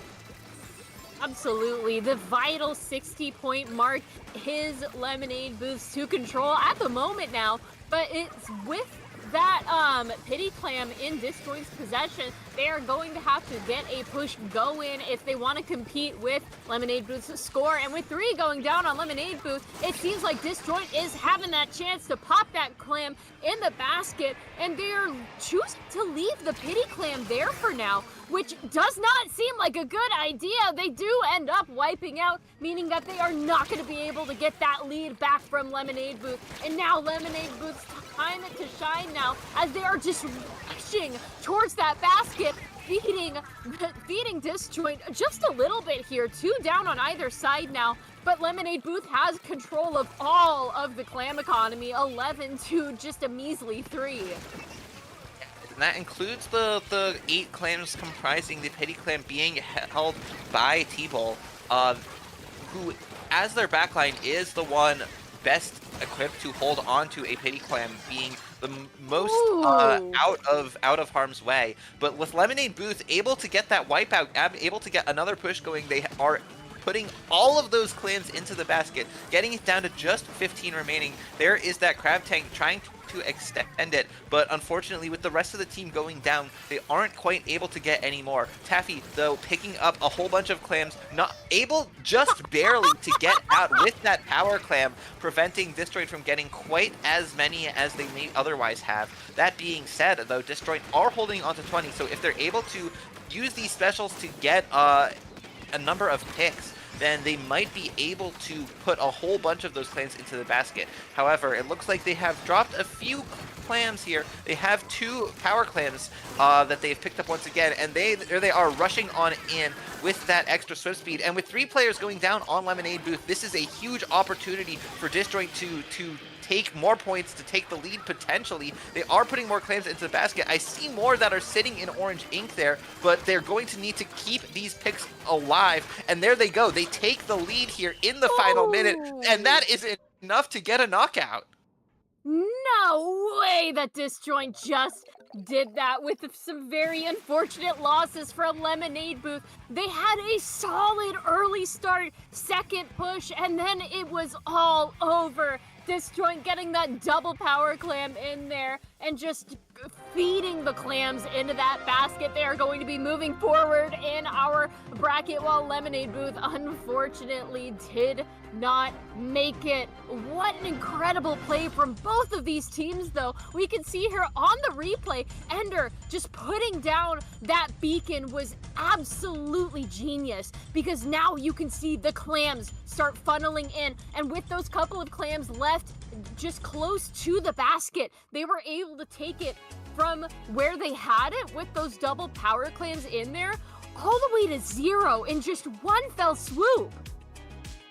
Yeah, that was an impressive play, an impressive series of fights that Disjoint were able to win. Like I was saying beforehand, they were able to really get the numbers advantage, really clear out the space, and with Lemonade Booth on the back foot, they would have needed to really take a moment to build up their specials, to organize their push, and to really use all the tools at their disposal to clear Disjoint out. But they weren't quite able to do that. They didn't manage to get enough picks. They just went down each individually, and that gave Disjoint all the space that they needed to get all of those clans in, taking that knockout.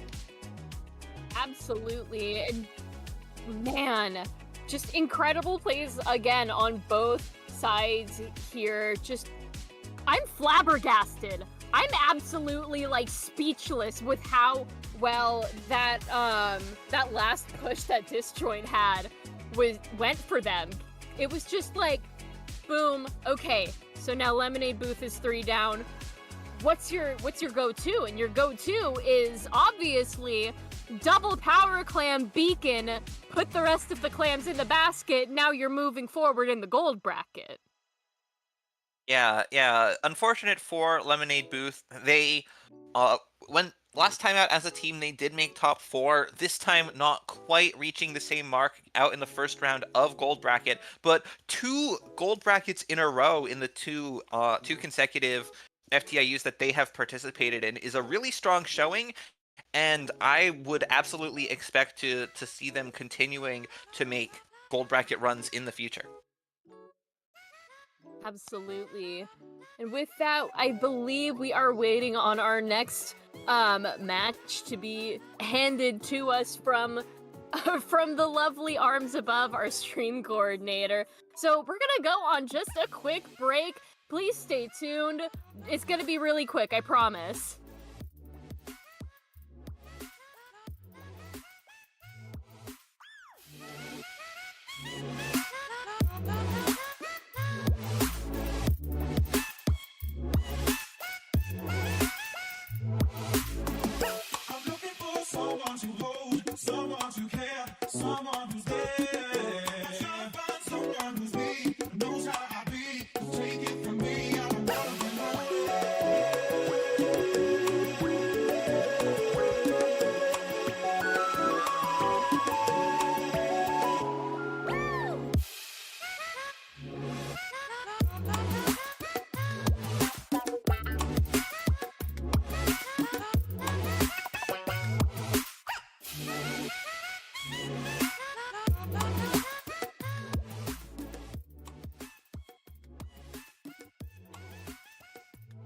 All right, one very quick break later, we are back with the semifinals of Gold Bracket in From the Ink Up Week 82. We have the number 2 seed, Sea Lantern, versus the number 3 seed, Saturday Night Speedle. I am Squidoku. I am here with Carney, and we are going to bring you this semifinal best of 5 match.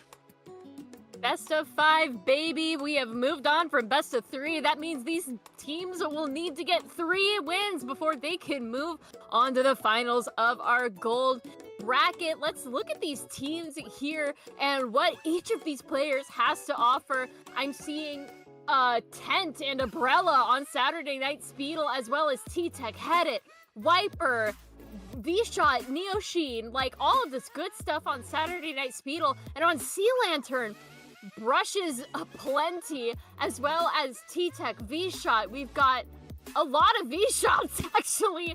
But I do want to point out the Double Dread and the Flingza that Temp might be able to bring for Sea Lantern. Do you have any stats for these guys that we should know about as the audience? I sure do. So Saturday Night Speedle were the runner-up team last time out in FTIU Week 81, whereas Sea Lantern, they were the runner-up in number 82 tournaments ago. So these are the last 2 second-place teams fighting it out for a chance to make it to the finals. They are meeting here in the semis. One of them is going to have to drop down to the 3rd place match, but the other will have a chance to take it all the way.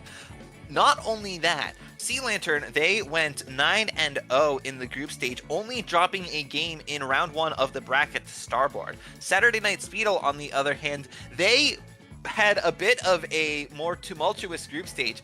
In all 3 rounds, they dropped the first game and then clawed it back to take the set 2-1 in a comeback. So after 3 comeback rounds in the group stage, they are in gold bracket. They took their first set 2-0 in this bracket, and now they are going to look to continue here against Sea Lantern. Let's take a quick look at these maps. Our first map mode is going to be the ever-present in competitive scenes Humpback, Hump Track, Sub-Minute Rainmaker Special. We are going to be moving on from that to Shipshape Cargo Code Tower Control. After that, we're going to be playing a briny Mahi Mahi Splat Zones, which if you all know me, that is my personal favorite map mode combination, and I could talk about it all night. If we do not see a 3-game knockout win, we're going to be going to Museum de Alfonsino Clam Blitz, and if the coveted Game 5 of semis happens, then Rainmaker Scorch Gorge will be played. All right, excellent introduction to the maps and modes ahead of us. But Humpback Rainmaker, this is going to be quite an exciting start to this set. I am very eager to see what these teams will be bringing us. Absolutely, and I'm honestly gonna be surprised if we don't see any buckets, blasters, or rollers, because come on guys, this is Humpback Pump Track and it's on Rainmaker. Like, this is bucket, blaster, roller heaven.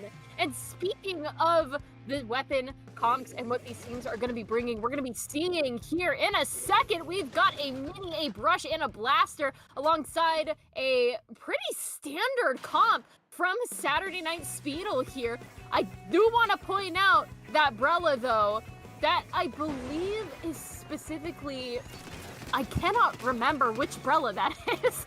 That is the Sorella Brella with the Autobahn and Inkjet.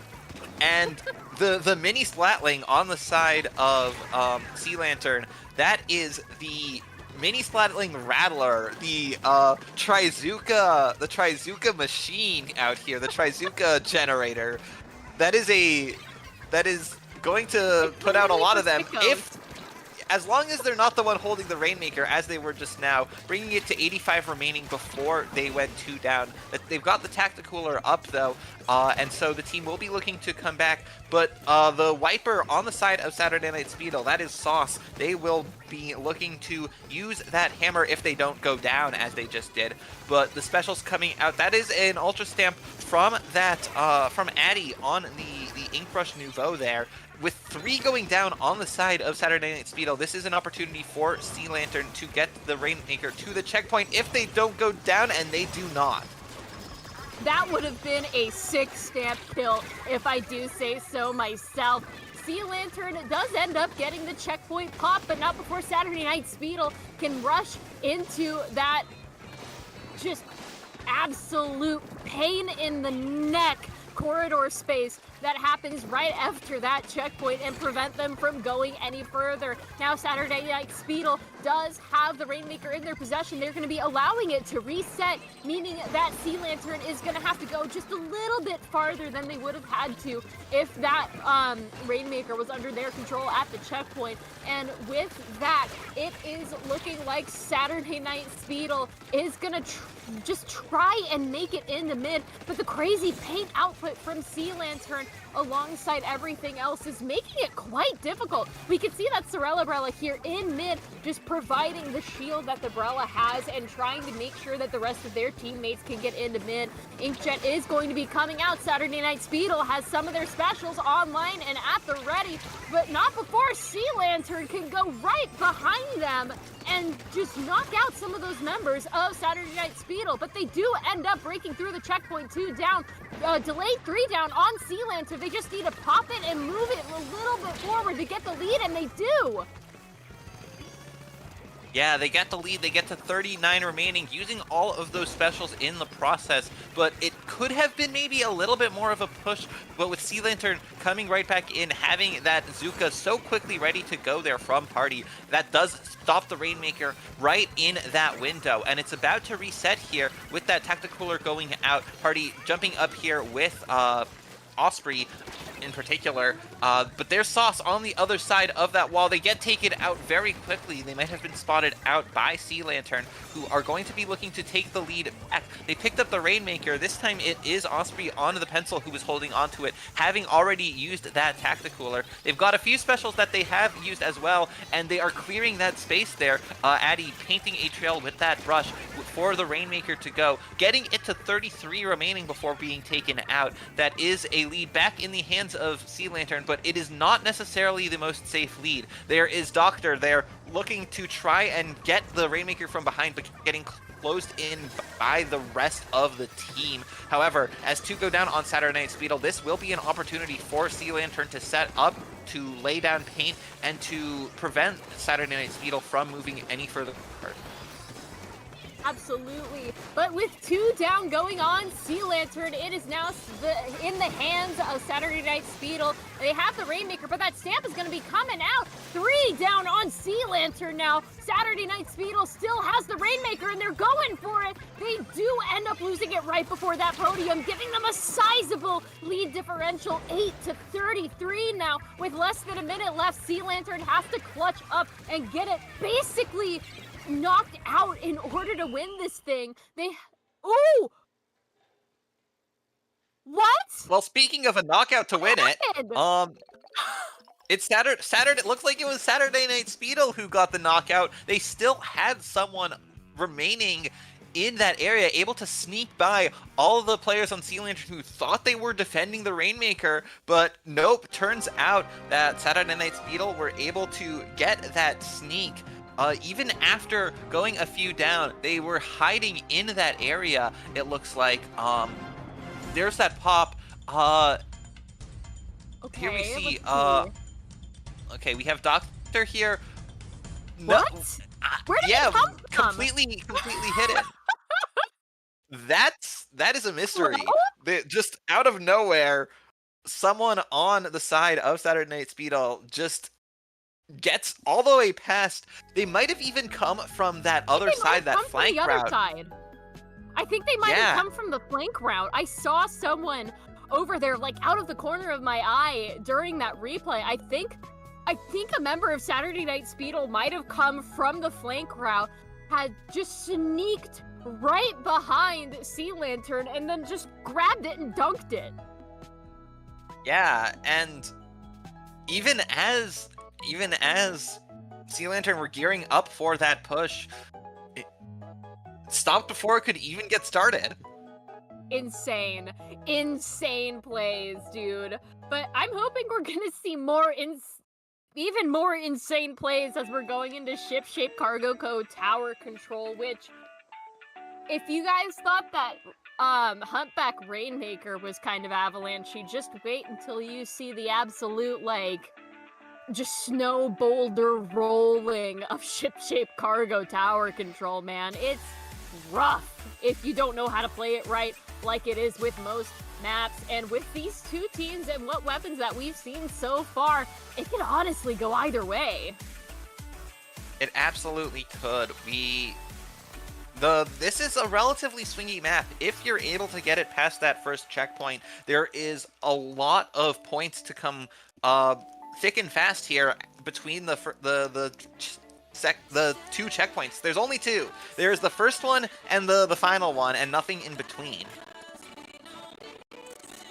Yeah, and I do want to point out that the final checkpoint does take you directly underneath a spot where the opposing team likes to be. So if you can take that specific spot as just it's just as easy as a single tower hop from the checkpoint onto that spot. You basically got your entire corridor covered.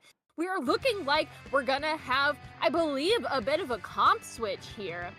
I am seeing that tent from Saturday Night Speedle come out, and I believe the Horns Ringer was not here before, unless I am incorrect. This is actually a player swap from the side of Sea Lantern. They're taking they took Addy out from that ink brush, and they brought in Temp on the Horns Dreadringer. And with that switch, Sea Lantern are able to get that early push started. Temp is already pushed forward with that crab tank up on that bridge, able to put down paint, getting an assist there as well, defending the tower from the pressure of Saturday Night Speedle. And with that, Sea Lantern are able to move it forward all the way through that first checkpoint on their first attempt, but they do have to contend with that tent umbrella now being held by Avocado, who was playing a different umbrella in the first game, but being on the tent, that is an entirely different beast to deal with. I feel like tent is a really good way to go on this map specifically, because the corridor between the last checkpoint and the goal is just perfectly wide enough for a tent to fit as it shoots forward, like as the tent tends to do. But it's seeming like Saturday Night Speedle is having a really hard time getting control of this tower. Sea Lantern is just going absolutely ham on these guys. It's a bloodbath and a knife fight in mid. Paint is going to be flying everywhere. But again, Sea Lantern has the clear advantage. 31 points to Speedle's zip and zilch. 2 down going on Speedle now. And Sea Lantern is looking to break that second checkpoint if they can get that far, but it looks like Sauce is going to be taking the high road, looking for that stand throw kill, unable to get it before grabbing a soda, getting down and dirty and ready for some kills. Yeah, and with Saturday Night Speedle bringing out that Sorella tent in addition to the vanilla shot from Cursed Kid, that is a double Zuka comp, and they are bringing out those Zukas as they get them here. Although we saw earlier on that that Avocado was holding onto a Zuka for a while, but this time they've got one ready to go again, and they are using it. But now Party with the Zuka as well, with that Rattler Mini, bringing it out and not able to get a whole lot with it, and not quite able to stay alive as well. Saucier looking for all sorts of picks they can find with the Wiper, grabbing that juice along the way, and that finally gives Saturday Night Speedle the tower, and they aren't quite staying on it long enough to get the first points of the game until now, as we approach the 2-minute mark. Right? You are 2 minutes in. Saturday Night Speedle is finally at checkpoint 1, but they need to hold it in order to break that checkpoint, and it's looking like they might be able to. With that blaster taken care of on Sea Lantern, Saturday Night Speedle does end up going past that check 1. The tent is going to be on top of that bridge there, looking for some picks on that pencil, just really showing what a tent can do as they are pushed up basically against the enemy spawn now. Sea Lantern going 2 down in the moment. We can see the 10 again, just really holding the line there with that tower to make sure that their teammates are able to make it safely back to that tower in time. But they need to get on top of the tower and past the checkpoint in order to get this thing truly rolling. 31-40 now. As we can see, it is an absolute bloodbath in that bridge area. Yeah, Doctor out here not quite able to stay alive with the pressure from Avocado's 10, and there is that hammer as well coming out from Sauce. They don't quite get any picks with it. All 4 players staying alive on both teams, but now with Avery still back on the tower, and one of the players going it down on the side of Sea Lantern. This is another chance for Saturday Night Speedle to take the lead. They are getting close to all the points that they've already scored, but now that they are going 2 down, Avocado here holding on to stay alive, trying to defend, trying to keep the tower in their team's possession, but they're only able to get it to the 35 mark. So with 20 seconds left to go, this is going to be one last chance for Saturday Night Speedle to come and try and take the tower back and to try and push it a little bit further. And it's looking like Party is being threatened by a Trizuka while having a Trizuka of themselves, getting a nice pick on the tower. We are hitting overtime now. It is now or never for Saturday Night Speedle to get that remaining 4 points that they're gonna need to win. But with that Kraken coming in, it is not looking good for these members of Saturday Night Speedle. And with that, unfortunately, Sea Lantern snags the tower right from underneath their nose and ends up taking the game with 69-65. Nice. A very nice win for Sea Lantern there. Using that Kraken right at the end. The Kraken isn't just good at staying alive and getting on the tower. I love to see both of these teams having all the matching victory poses. And the Kraken isn't just good at staying alive on the tower. They were keeping the attention of the other team, making sure that Saturday Night Speedle had to focus on them to just avoid them or bounce them back to stay alive. Whereas it was another player on the side of Sea Lantern who was left remaining on the tower at the end after Doctor was bumped off. Absolutely, and with the score now being tied up, we are guaranteed to see a Game 4, but before Game 4, there must be a Game 3 to see who's going to be taking this set to match a point on my favorite map mode of all time, Mahi Mahi Splat Zones. Oh, how I love you. Mahi Mahi is such an interesting map to play on, especially because it has the water level mechanic going on that just completely changes the map mid-match. So you gotta switch your strategies in the middle of the match. Yeah, it opens up, it changes the elevations, and once the water level drops, it provides a few different blocks, a few different higher elevation spots to stand on compared to the rest of the map. And it's really interesting to have those defensive options, and as an attacking player, if you're holding on to the zone, then you can really try and move around. I'm thinking something like a Wiper like Sauce is bringing, or a Kraken from Doctor. Those kind of tools would be really useful for moving around, for getting into a strong position and getting to a place where you can really fight around that terrain. Absolutely, and let's take a look at what these two teams are going to be bringing us for this Mahi Mahi match.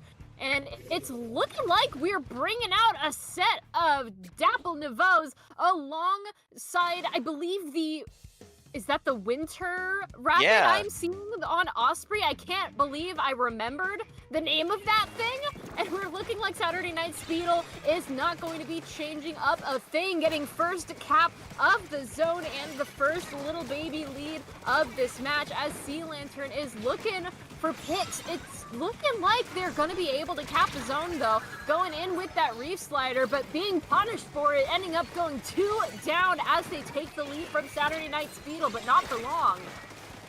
Yeah, this time it on the side of Sea Lantern, Addy is back in, and Party is the one to swap out. They're keeping in temp on the Dreadrinker, and this time Addy bringing those Dapples Nouveau, as you mentioned, and it's working out for Sea Lantern, especially with Osprey on the Rapid Pro Winter, able to poke from the zone all the way onto those blocks, those islands, and that plat. But Addy gets taken out, backing up into that Trizuka. They do have the specials on the side of Sea Lantern to try and hold Saturday Night Speedle back, but it isn't quite enough, and Doctor not able to get any picks as they get taken out by Saturday Night Speedle swarming around them.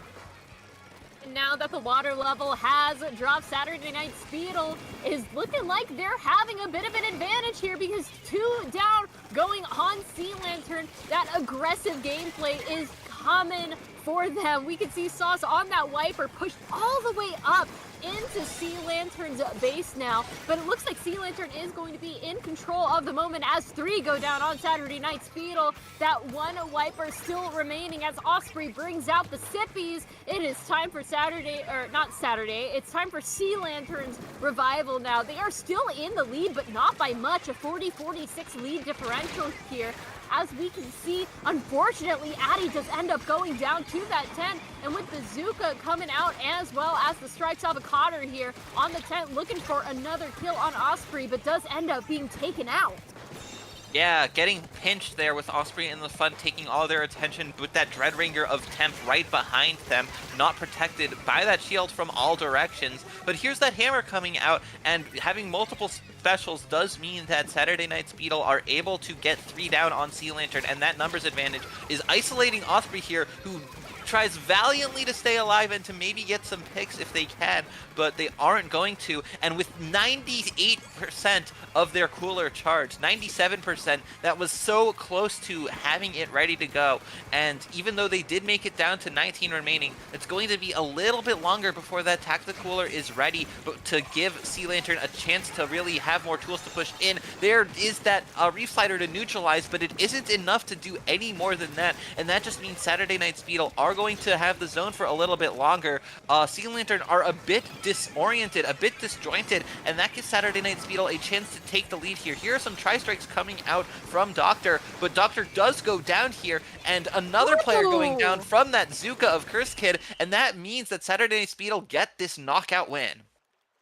Knockout win indeed, and a well-deserved one at that, which means that Saturday Night Speedle is at match point. If they win one more game, they are going to be moving on to the finals here. But let's take a look at how that match played out and how well they managed to do at the very end there, especially when the water dropped.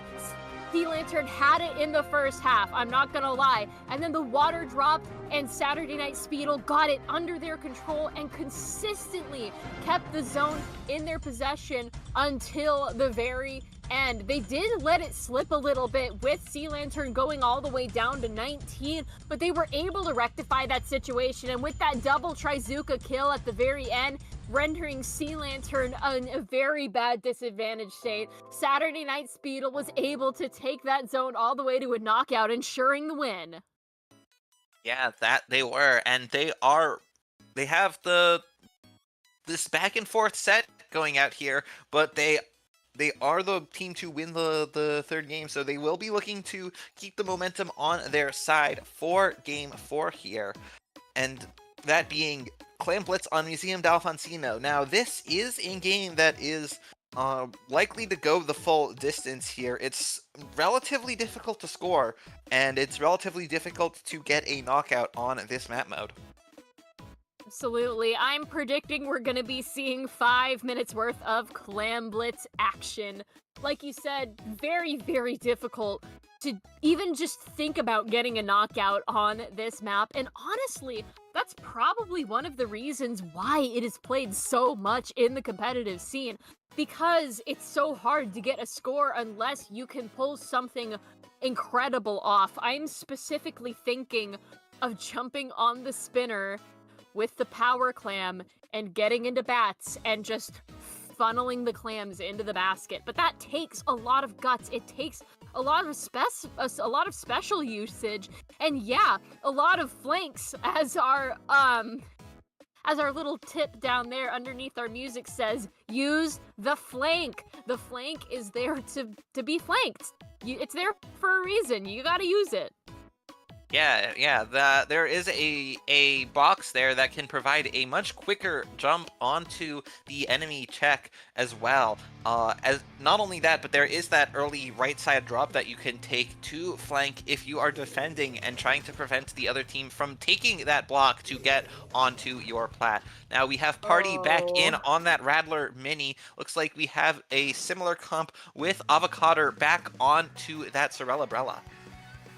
I do want to point out that Addy has switched to the Octobrush, which means that we are going to be seeing brush cheese. Not as fast as ink brush cheese, but still a decently good brush cheese incoming indeed. And let's take a look at the clam economy at the start of this match now. It is pretty dead even, with Sea Lantern just having a couple of extra clams over Saturday Night Speedle. It is looking like a fight is breaking out in mid as Addy on that Octobrush gets a zip pick as they are going into mid, with another pick being gotten by them. They are just completely unstoppable in mid right now. Not even a torpedo auto bomb combo could get them, but they do ended up being splatted, but not before getting that Sorella-brella completely down. But Saturday Night Speedle now has a power clan. They are looking to poke at that ramp, but the rest of Sea Lantern is gonna make sure that it's not gonna be an easy feat. Yeah, Saturday Night Speedle able to get into a threatening position, but they would have had to win another fight to actually score. And Sea Lantern said no such luck for them. Sea Lantern themselves do have a power clam that Party is holding on to. Doctor here poking in, able to get an assist, and with two players going down on the side of Saturday Night Speedle, they've got another power clam. That's a third splat going down, and so Sea Lantern managed to get those two power clams that they built already scored. There's Addy trying to get two more in using that block, but with that flank that Addy is able to get out of there. Sea Lantern do manage to score a couple more points, but Party goes down in exchange for it. Sauce out here, able to take out the beacon that Party had placed, and with assistance from the rest of their team, forcing Sea Lantern to turn around and pay attention, Saturday Night Speedle are able to take control of mid and give Sauce that angle to try and push forward with that Ultra Stamp, but no such luck. Rattler versus Ultra Stamp. Unfortunately, the Splatling usually wins in that situation.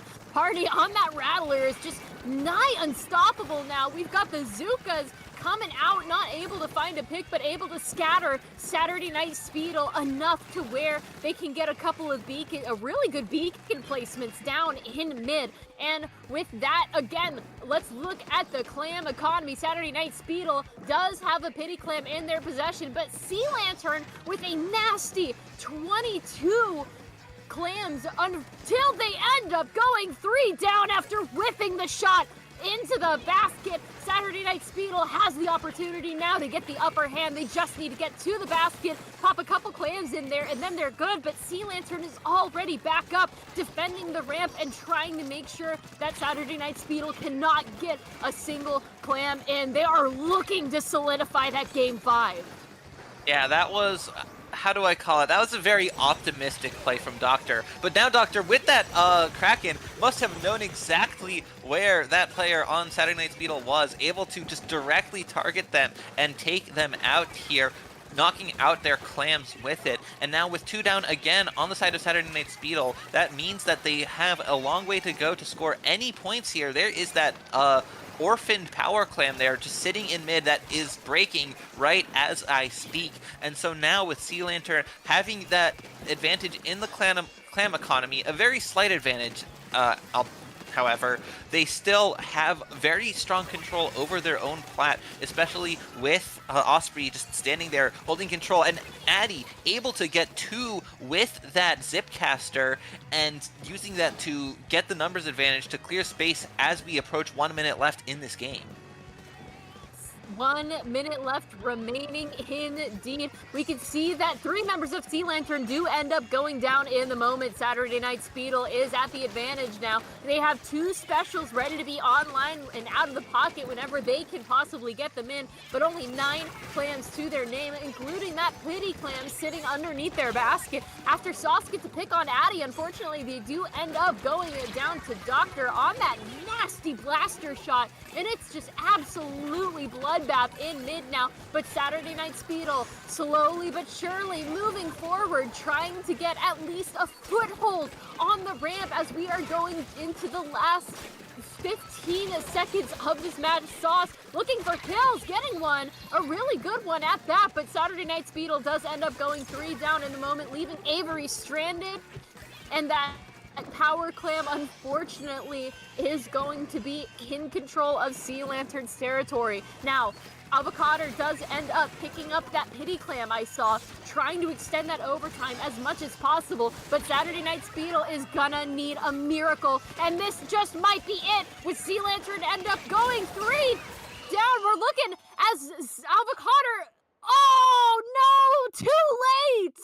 That is an access denied moment right there. That power clam spinning at the basket as time runs out. Those 20 seconds extra, not quite enough for Saturday Night Speedle to get the power clam into the basket. But what that does mean is that Sea Lantern are able to turn this into a Game 5. This is a 5-game set. This is going all the way here. And it is 1 game left to determine which of these 2 teams will have the chance to fight for the overall victory and which one will be sent to the 3rd place match. Absolutely. Just, oh, you hate to see the spinning clam on the clam basket if you are Saturday Night Speedle. Jeez, that's so sad. You hate to see it. But they do have a chance at redemption during this Game 5 match. Like you said, we're going all the way. It's Scorch Gorge Rainmaker, which is a very interesting map mode. If you can get the I'm specifically thinking of getting the Rainmaker caught in the pit directly underneath, like the defender's right checkpoint, where you can just aim and shoot at the Rainmaker and basically keep it in place unless the entire team goes down. Yeah, this is certainly a Rainmaker map that if you're able to get it past the checkpoint, so it's not too difficult to get it to the checkpoint, but what really makes a difference is just how far past it you can go, because it's very difficult to actually get the full knockout on this map, but it really... There's quite a long way to get there from the initial checkpoint. Normally, this is a map with 2 routes, and we would see the more outside route rather than the Great Bridge more often. You never know, though, if a team is able to use that bridge to their advantage, either a flank or for a well-timed Rainmaker carry to get into a strong position to enable them to really score a lot more points. Absolutely. And while we are waiting for, I believe, a couple of player is going to be swapping out. Let's look at the team comps again. Let's refresh ourselves with what they have to offer here. We can see Saturday Night Speedle obviously not going to be changing their comp at all. They've only got the 4 players on that bad boy. But Sea Lantern does have a couple of options. They could, I believe Osprey was missing that last match. No, it was yeah, Osprey and Doctor. Osprey's consistently been on the backline tactical option, and Doctor on the range blaster, except for the one game where they played the 10 attack splatter shot on Mahi zones. But they've been rotating out Temp, Andy, and Party throughout the set, with Party being on the Rattler Mini, Temp on the Dreadringer, and Addy on a couple of short-range, more ratty weapons, like the Dapples and the Brush. Right. Okay, so now we've all refreshed ourselves for possible Sea Lantern comps. They're gonna have to this is it. One of these teams is going to be going to finals, like, after this game is over, and one of them will be sent to the third place match. And, like, yeah, the third place match, I mean, you want to win from the Ink Up. Like, think of the cool Sendo badge, man. Think of the cool Sendo badge and, like, the bragging rights for winning from the Ink Up. But third place isn't anything to sniff at either, to be honest with ya. So either way, these teams should feel very proud of where they have come from and how far they have gotten in our gold bracket, I feel. Yeah, and if I am able to squint my eyes and read the tiny screen at the top, well, it looks like they may have they have Addy and Party in there, just like they did for the very first game of the set, which was also Rainmaker. So they are going to be bringing back that same Rainmaker lineup as they had at the start, and I expect it'll likely be something similar. They might have Addy on that Inkbrush Nouveau if they choose to do so, and I would expect Party's probably going to stick to that Rattler Mini as they have throughout the set. Let's take a look at what these teams are giving us for this game 5, and it's looking like we're seeing that Rattler like you were saying, but I see we have the Octobrush on Addy, which is interesting. Yep. Yeah, Addy is bringing back that Octobrush here with the Zipcaster, not using the Ultra Stamp here on Rainmaker, but having that slightly longer range brush. The Suction Bomb in particular can help with the Rainmaker pop. However, with Addy going down there and Saturday Night Speedle getting the first pop, this is going to go into their advantage. They have that Tactical as well as an Ultra Stamp of their own from Sauce ready to go. They are sodaed up and ready for that advantage state to possibly get a first push in, but they do end up going 2 down in the moment. But with the sodas up, that doesn't even matter because the stamp is still there. We got a nasty pick from Criskit on that Zuka here. As we can see, the Rainmaker is still unclaimed in mid. And with Sauce getting into the thick of it here, it's not looking good for Saturday Night Speedle because Sea Lantern has control of that first Rainmaker. Sauce is trying to go in for the kill there, ends up getting Osprey out of action as it seems like Sea Lantern is going to have to push just a little bit harder to get that Rainmaker onto that checkpoint, but they do end up going 2 down, which is not good for them. Yeah, unfortunate for dying to that bomb right there. And now it is once again, with the Rainmaker reset, it is back to mid. Only 6 points scored total. And with Saturday Night Speedle looking to try and maintain control of mid, Sauce diving forward there with that Ultra Stamp ready to go, taking a lot of damage, having to heal a little bit, trying to poke from underneath that ledge, dropping down, jumping out over to their teammate to try and help on the other side of that map, managing to take out both Doctor and Addy here. This is Saturday Night Speedle looking to gain the advantage. They still don't have the lead yet, trying to get something going with that Ultra Stamp, but not managing to do so, and holding on to the Rainmaker, but as 2 go down, they are able to take the lead, but it's going to be tough for them to get any further than 86 remaining. 6-94. We are 2 minutes and 45 seconds away from this match ending, and neither of these teams have scored a checkpoint yet, which is totally par for the course when it comes to this map and Rainmaker. These two teams duking it out for a spot in the finals. Party not able to find a pick on that Trizuka at all. It seems like Doctor is fighting against that tent and winning and getting another one underneath their belt as well. Sea Lantern looks like they are at the advantage now. It's looking like they are potentially going to have the first checkpoint of this game, but they are battered on all sides from Pink Ink for now. But it seems like they do end up taking the lead, looking to get that checkpoint, and they lose it right before they pop the checkpoint, going 2 down, but they do have the lead 70-86, trying to pop it again and lose it again.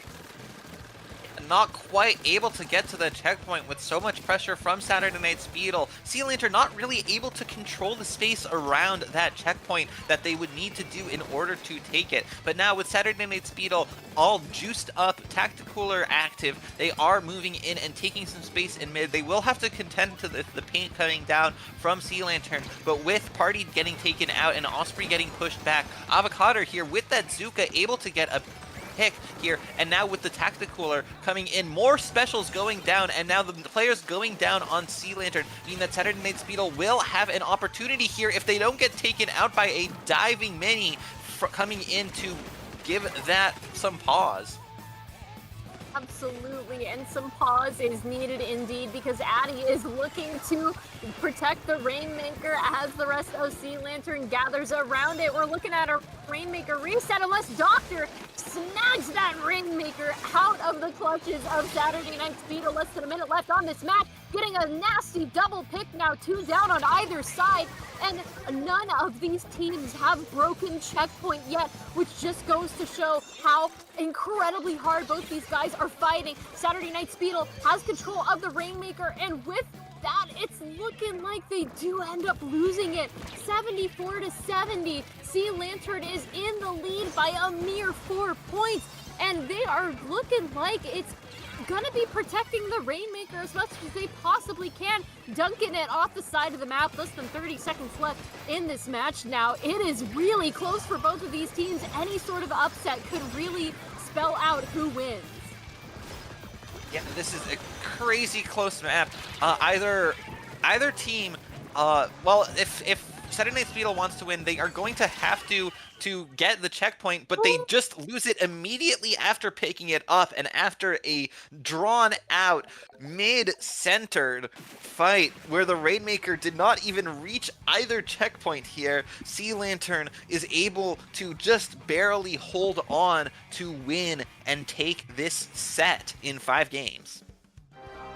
5 games, Sea Lantern scraping by with a mere 4 points and not a single checkpoint scored in that entire game of Scorch Gorge Rainmaker. Congratulations to you guys going on to the finals as Saturday Night Speedle is going to be taking, facing off against Disjoint for that 3rd place match. Just wow, you really don't often see a Rainmaker game that does not hit a single checkpoint, but if any Rainmaker map were to do it, it definitely is par for the course that Scorch Gorge is the one. I'll be honest. Yeah, I do want to give a shout out to Sauce there on the Wiper, who later on in the game, at the point where Saturday Night Speedle were able to make their biggest push with their best opportunity, they got a couple picks with the hammer, as well as pushing up further to take out Osprey, but it looked like it was just, I believe, Doctor left alive who was able to sneak past them and take out the Rainmaker as the rest of the team was trying to get it to the checkpoint, and that really did save the game for Sea Lantern, despite the effort that Saturday Night Speedle were putting in and the potential that they had on that push. Absolutely, and we are going, I believe we are going to be going straight into our finals match, because the previous team is already ready for us to move forward. For our finals match, we have Legion of Stationary versus the previously just seen on this set Sea Lantern, which is going to be a match for the ages. And I do want to ask you once again, Statmaster Jordan, please give us the numbers. Yeah, Legion of Stationary, they are a team. They dropped a single game in the group stage to rock the boat there, but they haven't lost any games yet in the bracket. They have 6 players on their roster, 3 of whom made it to 4th place last time out in FTIU number 81, but the rest of them don't really have any significant results, let alone any gold bracket results in this tournament. Legion of Stationary able to make it this far. They are showing their strengths here, whereas on the side of Sea Lantern, as mentioned before, they were 2nd place to FTIU weeks ago, as well as making it into gold bracket in the one right before that, number 79. So this is a streak of gold bracket appearances for them, and they will absolutely want to make it one better and take this win and come out on top. Of course, so will Legion of Stationary, and this will be an exciting game, starting off with Splat Zones on Robo Ramen. Splat Zones on Robo Ramen, indeed. Let's take a look at the list of maps and modes that we've got for you guys coming up. Again, it's a best of 5, starting off with our Robo Ramen zones. We're going to be going after that to Inkblot, Art Academy, Tower Control, I believe, followed by... I knew it, Undertow, Spillway, Rainmaker, and if we get past 3 games, we're going to be going into game 4, which is looking like Umami Ruins, Clam Blitz, and if a fated game 5 finale knife fight does end up happening, it's looking like our final map will be played on Mako Mart's Splat Zone. So we've got a bit of a zones sandwich for you guys. That we do if it gets to game 5.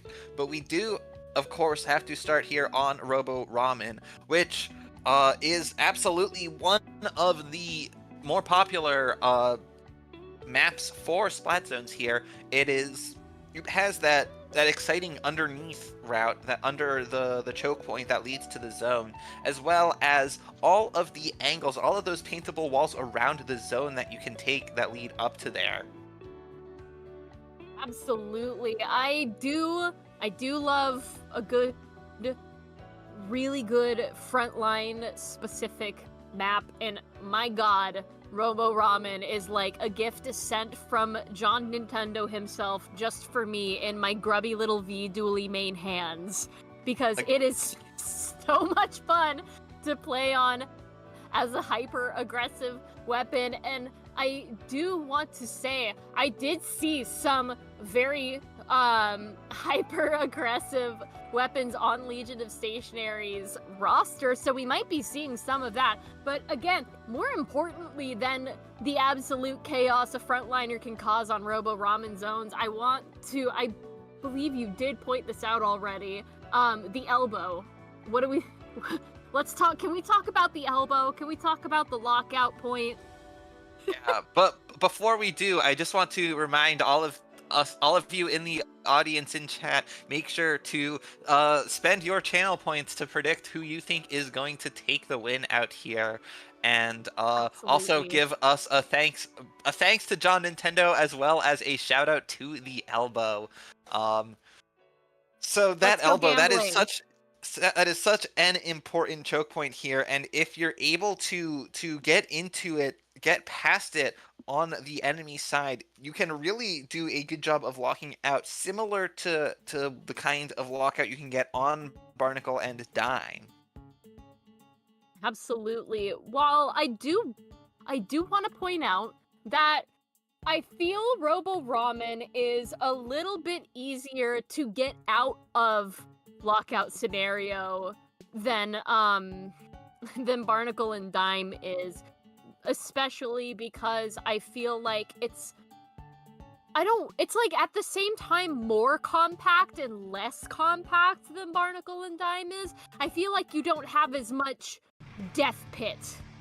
Yeah, it's that the elbow itself, that choke point is tighter, but it does open up a little wider into a bit more room for the team that's being locked out to move around in. Ooh.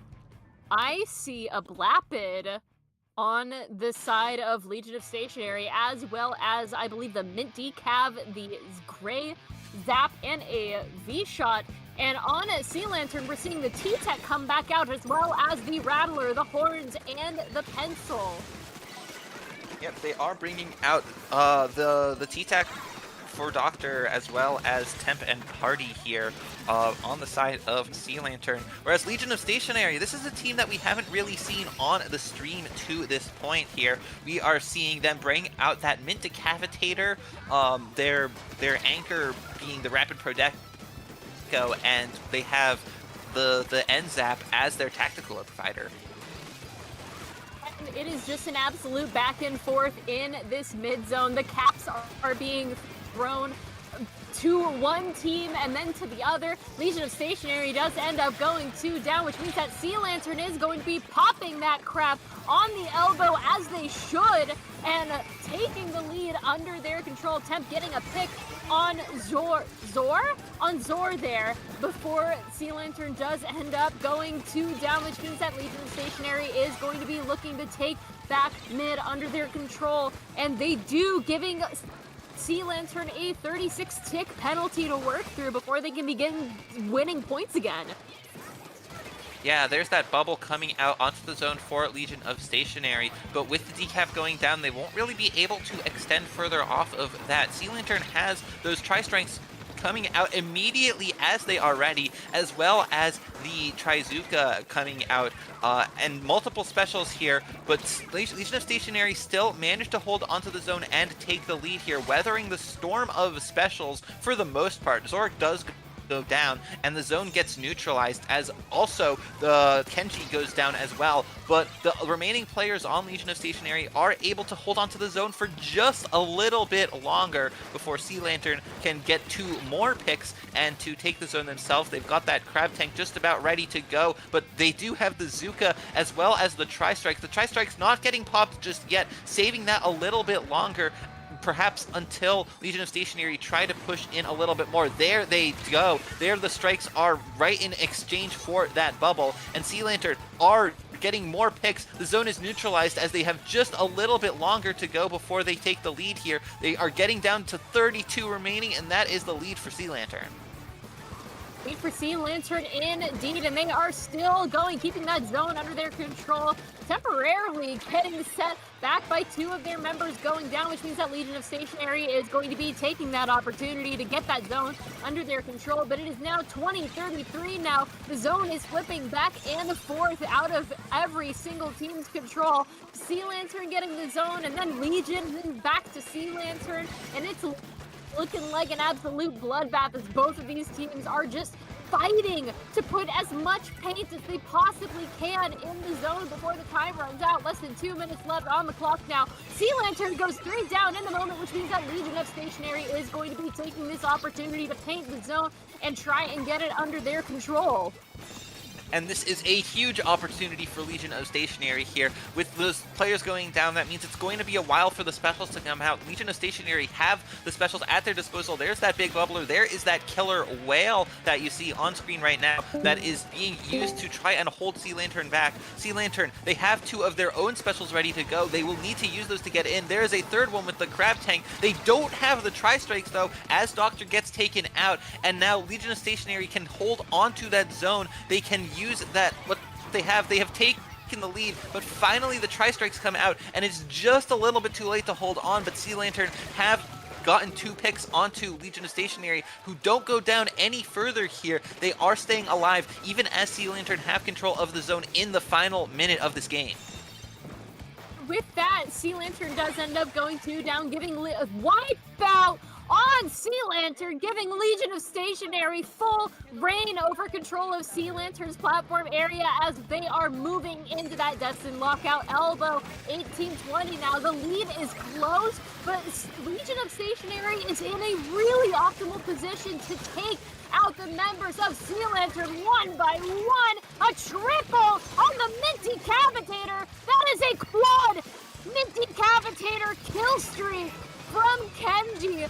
Incredible work getting that zone all the way down to a knockout.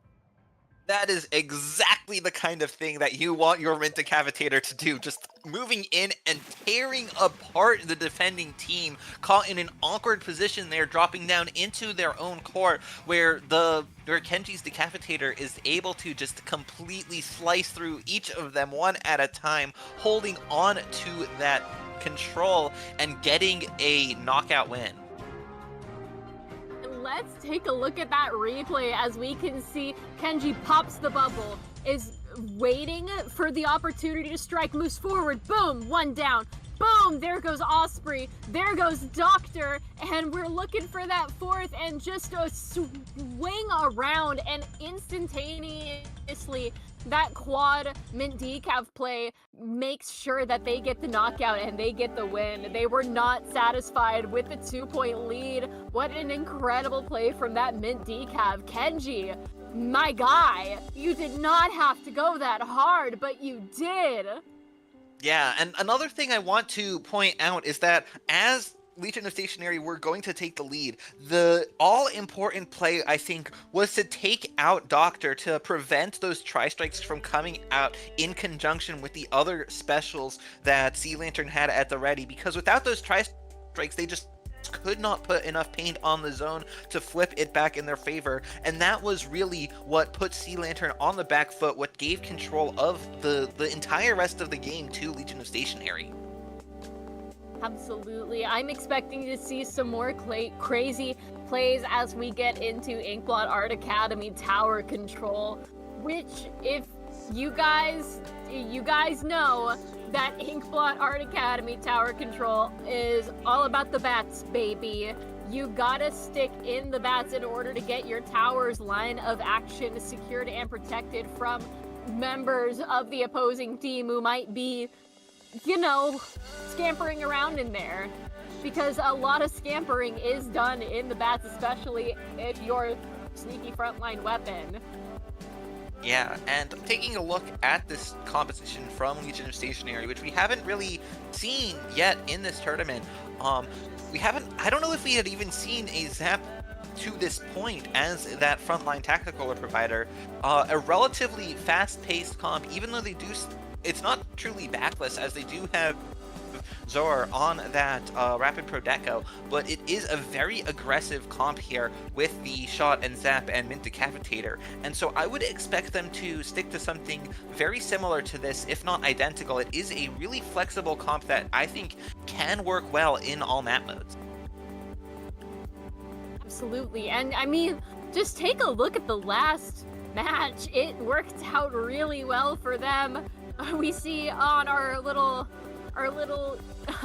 we've trapped our streamer in the scroll bar. It says leave the poor bats alone. Tell that to the aggressive frontliners on either team. Again, it's just you get two. Inkblot is like Mako but worse. You get the stacks super secure. You get your tower to the first checkpoint once the tower's past first check. Obviously, you're gonna want your frontliners to take the rail up into bats, and then you can basically just scamper around, come in, shark, destroy, whenever you feel like it, if you're not taken out by the opposing team first. Yeah, absolutely. And we do see, if you look closely at the top of the screen, that is all four players on the side of, I believe that is, Legion of Stationary, who are all ready to go.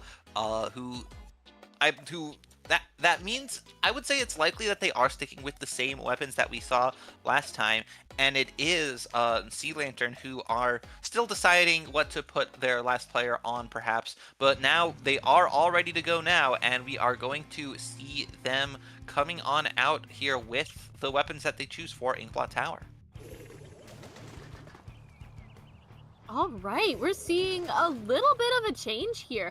I do want to point out we've got an Octobrush on both sides of the board here, as well as Doctor is going to be bringing out the Blaster. Party sticking on that Rattler Mini, and again, Octobrush on both sides. We're sticking to our guns with the Rapid Pro Deco on the side of Legion of Stationary as well. And as we are going into it, so does the bloodbath in mid begin.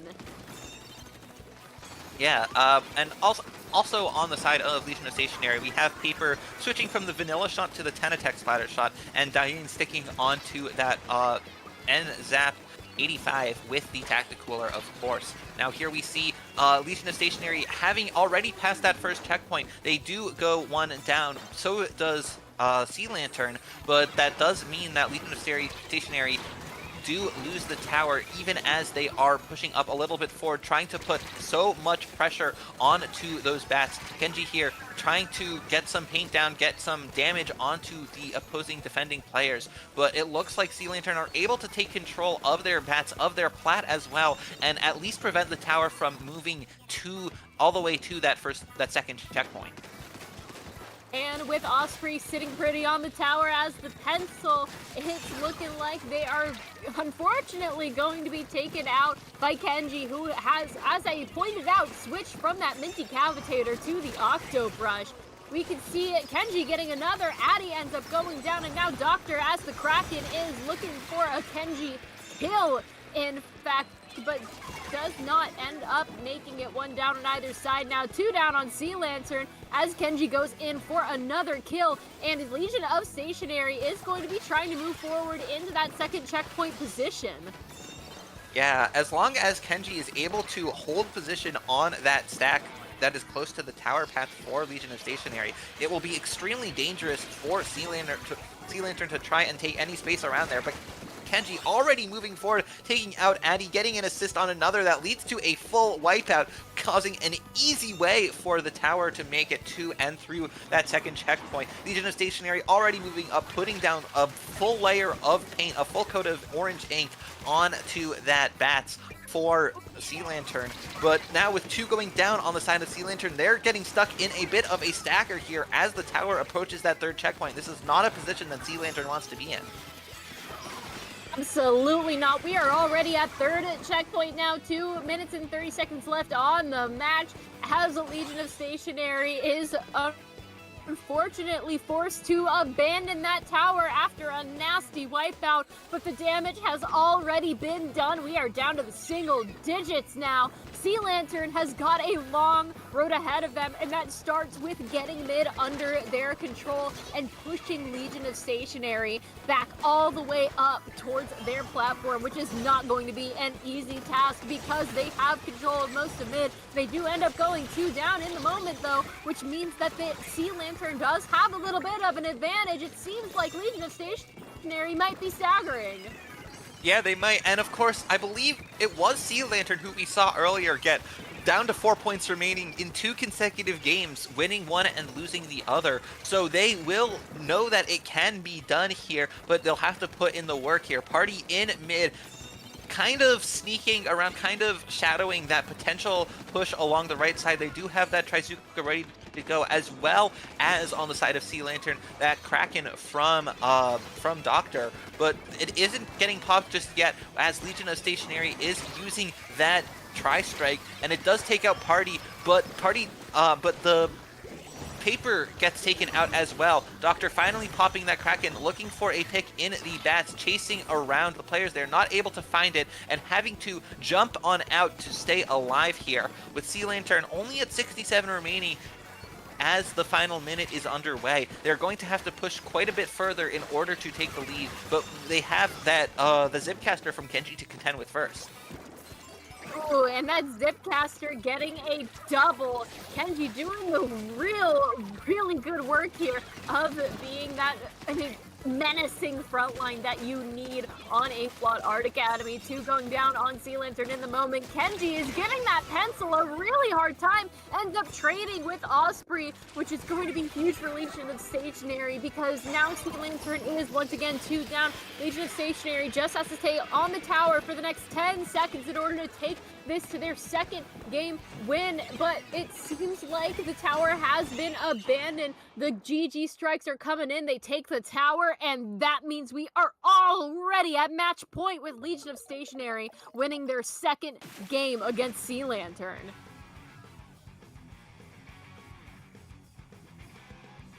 Yeah, with Legion of Stationary taking this game, they are up 2-0 in the set, and they absolutely have the potential to make this a full sweep. Of course, Sea Lantern have been showing real signs of potential here. They've been able to keep up a fight, not rolling over immediately. And we will see if they are going to manage to take a win in Game 3 and potentially even start their way towards a reverse sweep if they want to take this whole tournament. Of course, it is getting late. This is going to wear them out a little bit, especially after that 5-game semifinal that they have played more games than Legion of Stationary in. Absolutely, and with our third match incoming after Legion of Stationary gets Inkblot Art Academy Tower Control under their belt. That's right, folks. We are going right back to the Rainmaker zone on Undertow Spillway, which we did see earlier, but it's going to be really neat to see how these two teams contend over, again, such a mid-fight heavy map.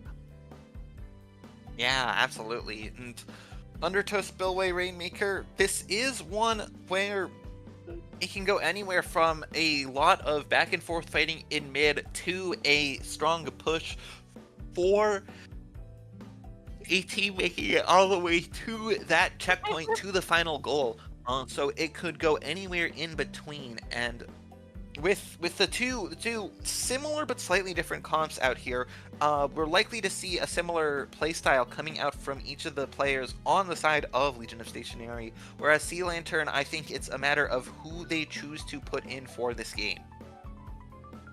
Absolutely, and I think the both of us are hoping beyond hope here on the commentators booth that this does not end up going to a game 5. It is almost midnight for me here on the East Coast, West Coast. But we are looking right now, these teams are almost completely ready to start. We are just waiting on one more weapon pick from Sea Lantern, and we're going to be getting right into it. No rest for the wicked, says Nate, our streamer, down in our little ticker. I think my microphone might have gotten disconnected for a moment there. Apologies. Oops. If it did. It's all good. Yeah, if what I said didn't come through, I was just talking about the weapon comps. We're probably going to see something similar from Legion of Stationary. Even if it isn't the exact same weapons, it'll be similar roles, whereas on the side of Sea Lantern, it'll be a matter of which players they choose to put in, and we will see who that is right away.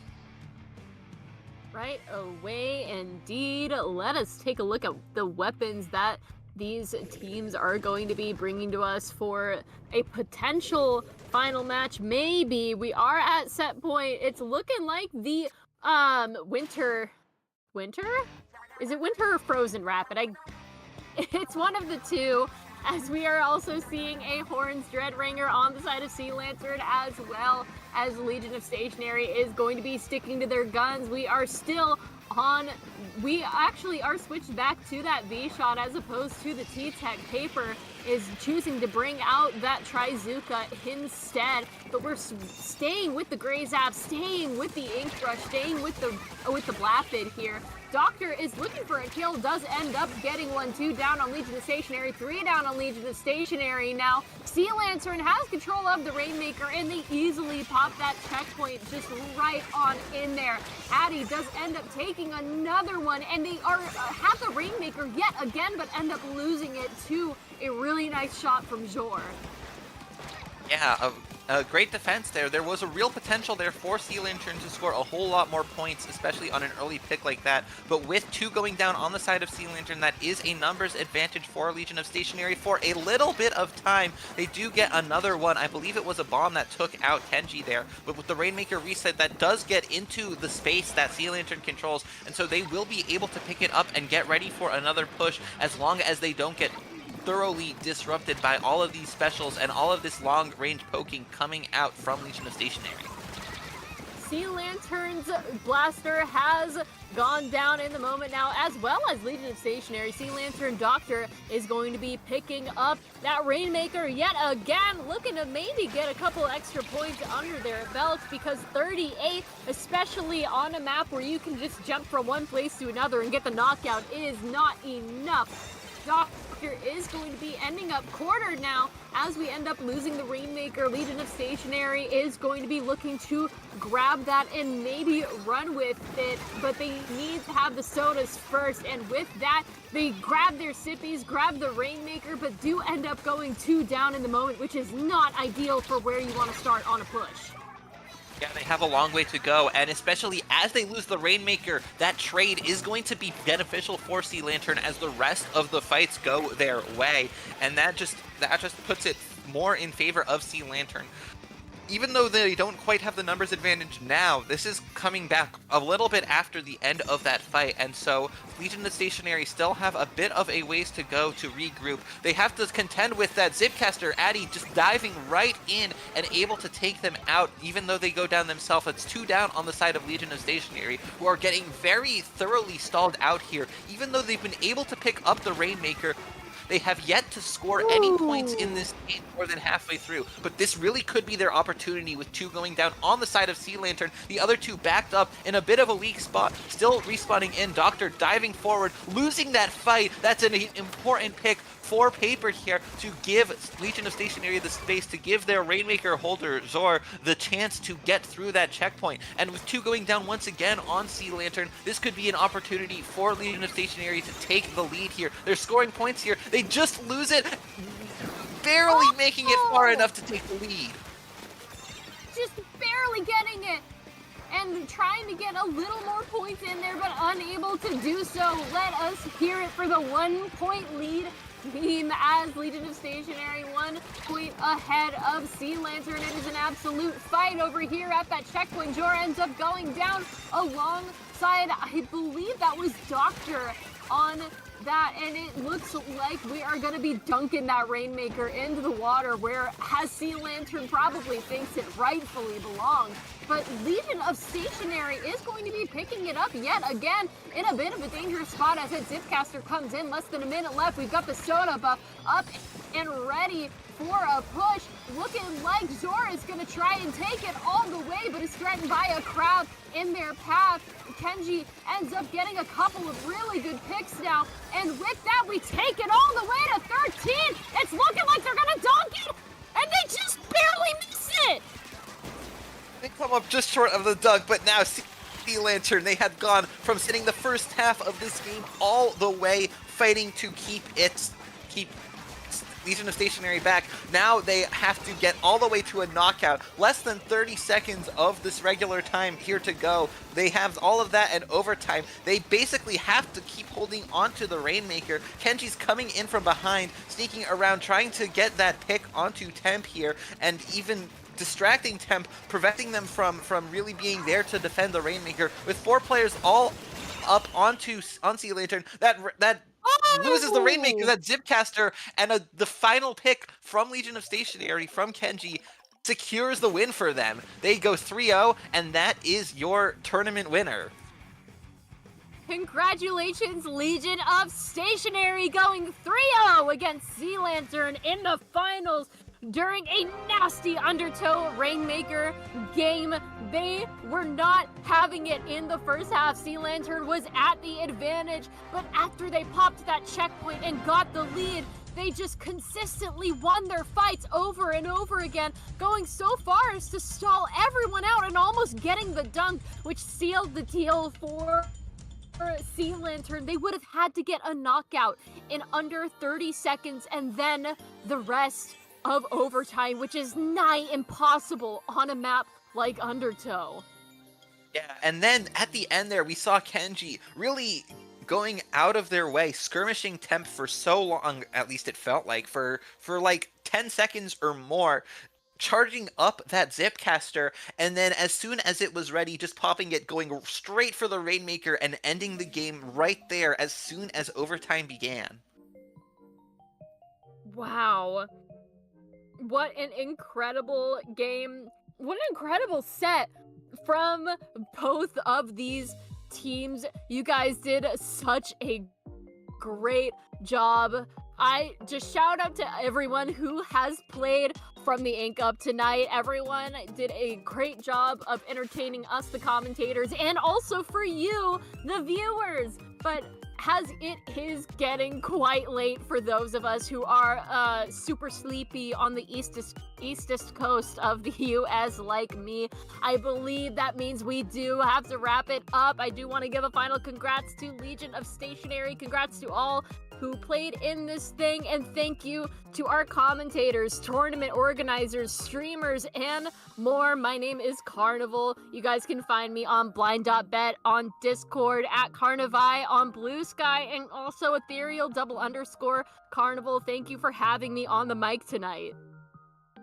And same here. Thank you for the audience for tuning in. Thank you to Under Pressure for organizing another fantastic From the Ink Up. Thank you, Carney, for your wonderful commentary with me. And to all of you in the audience, thank you.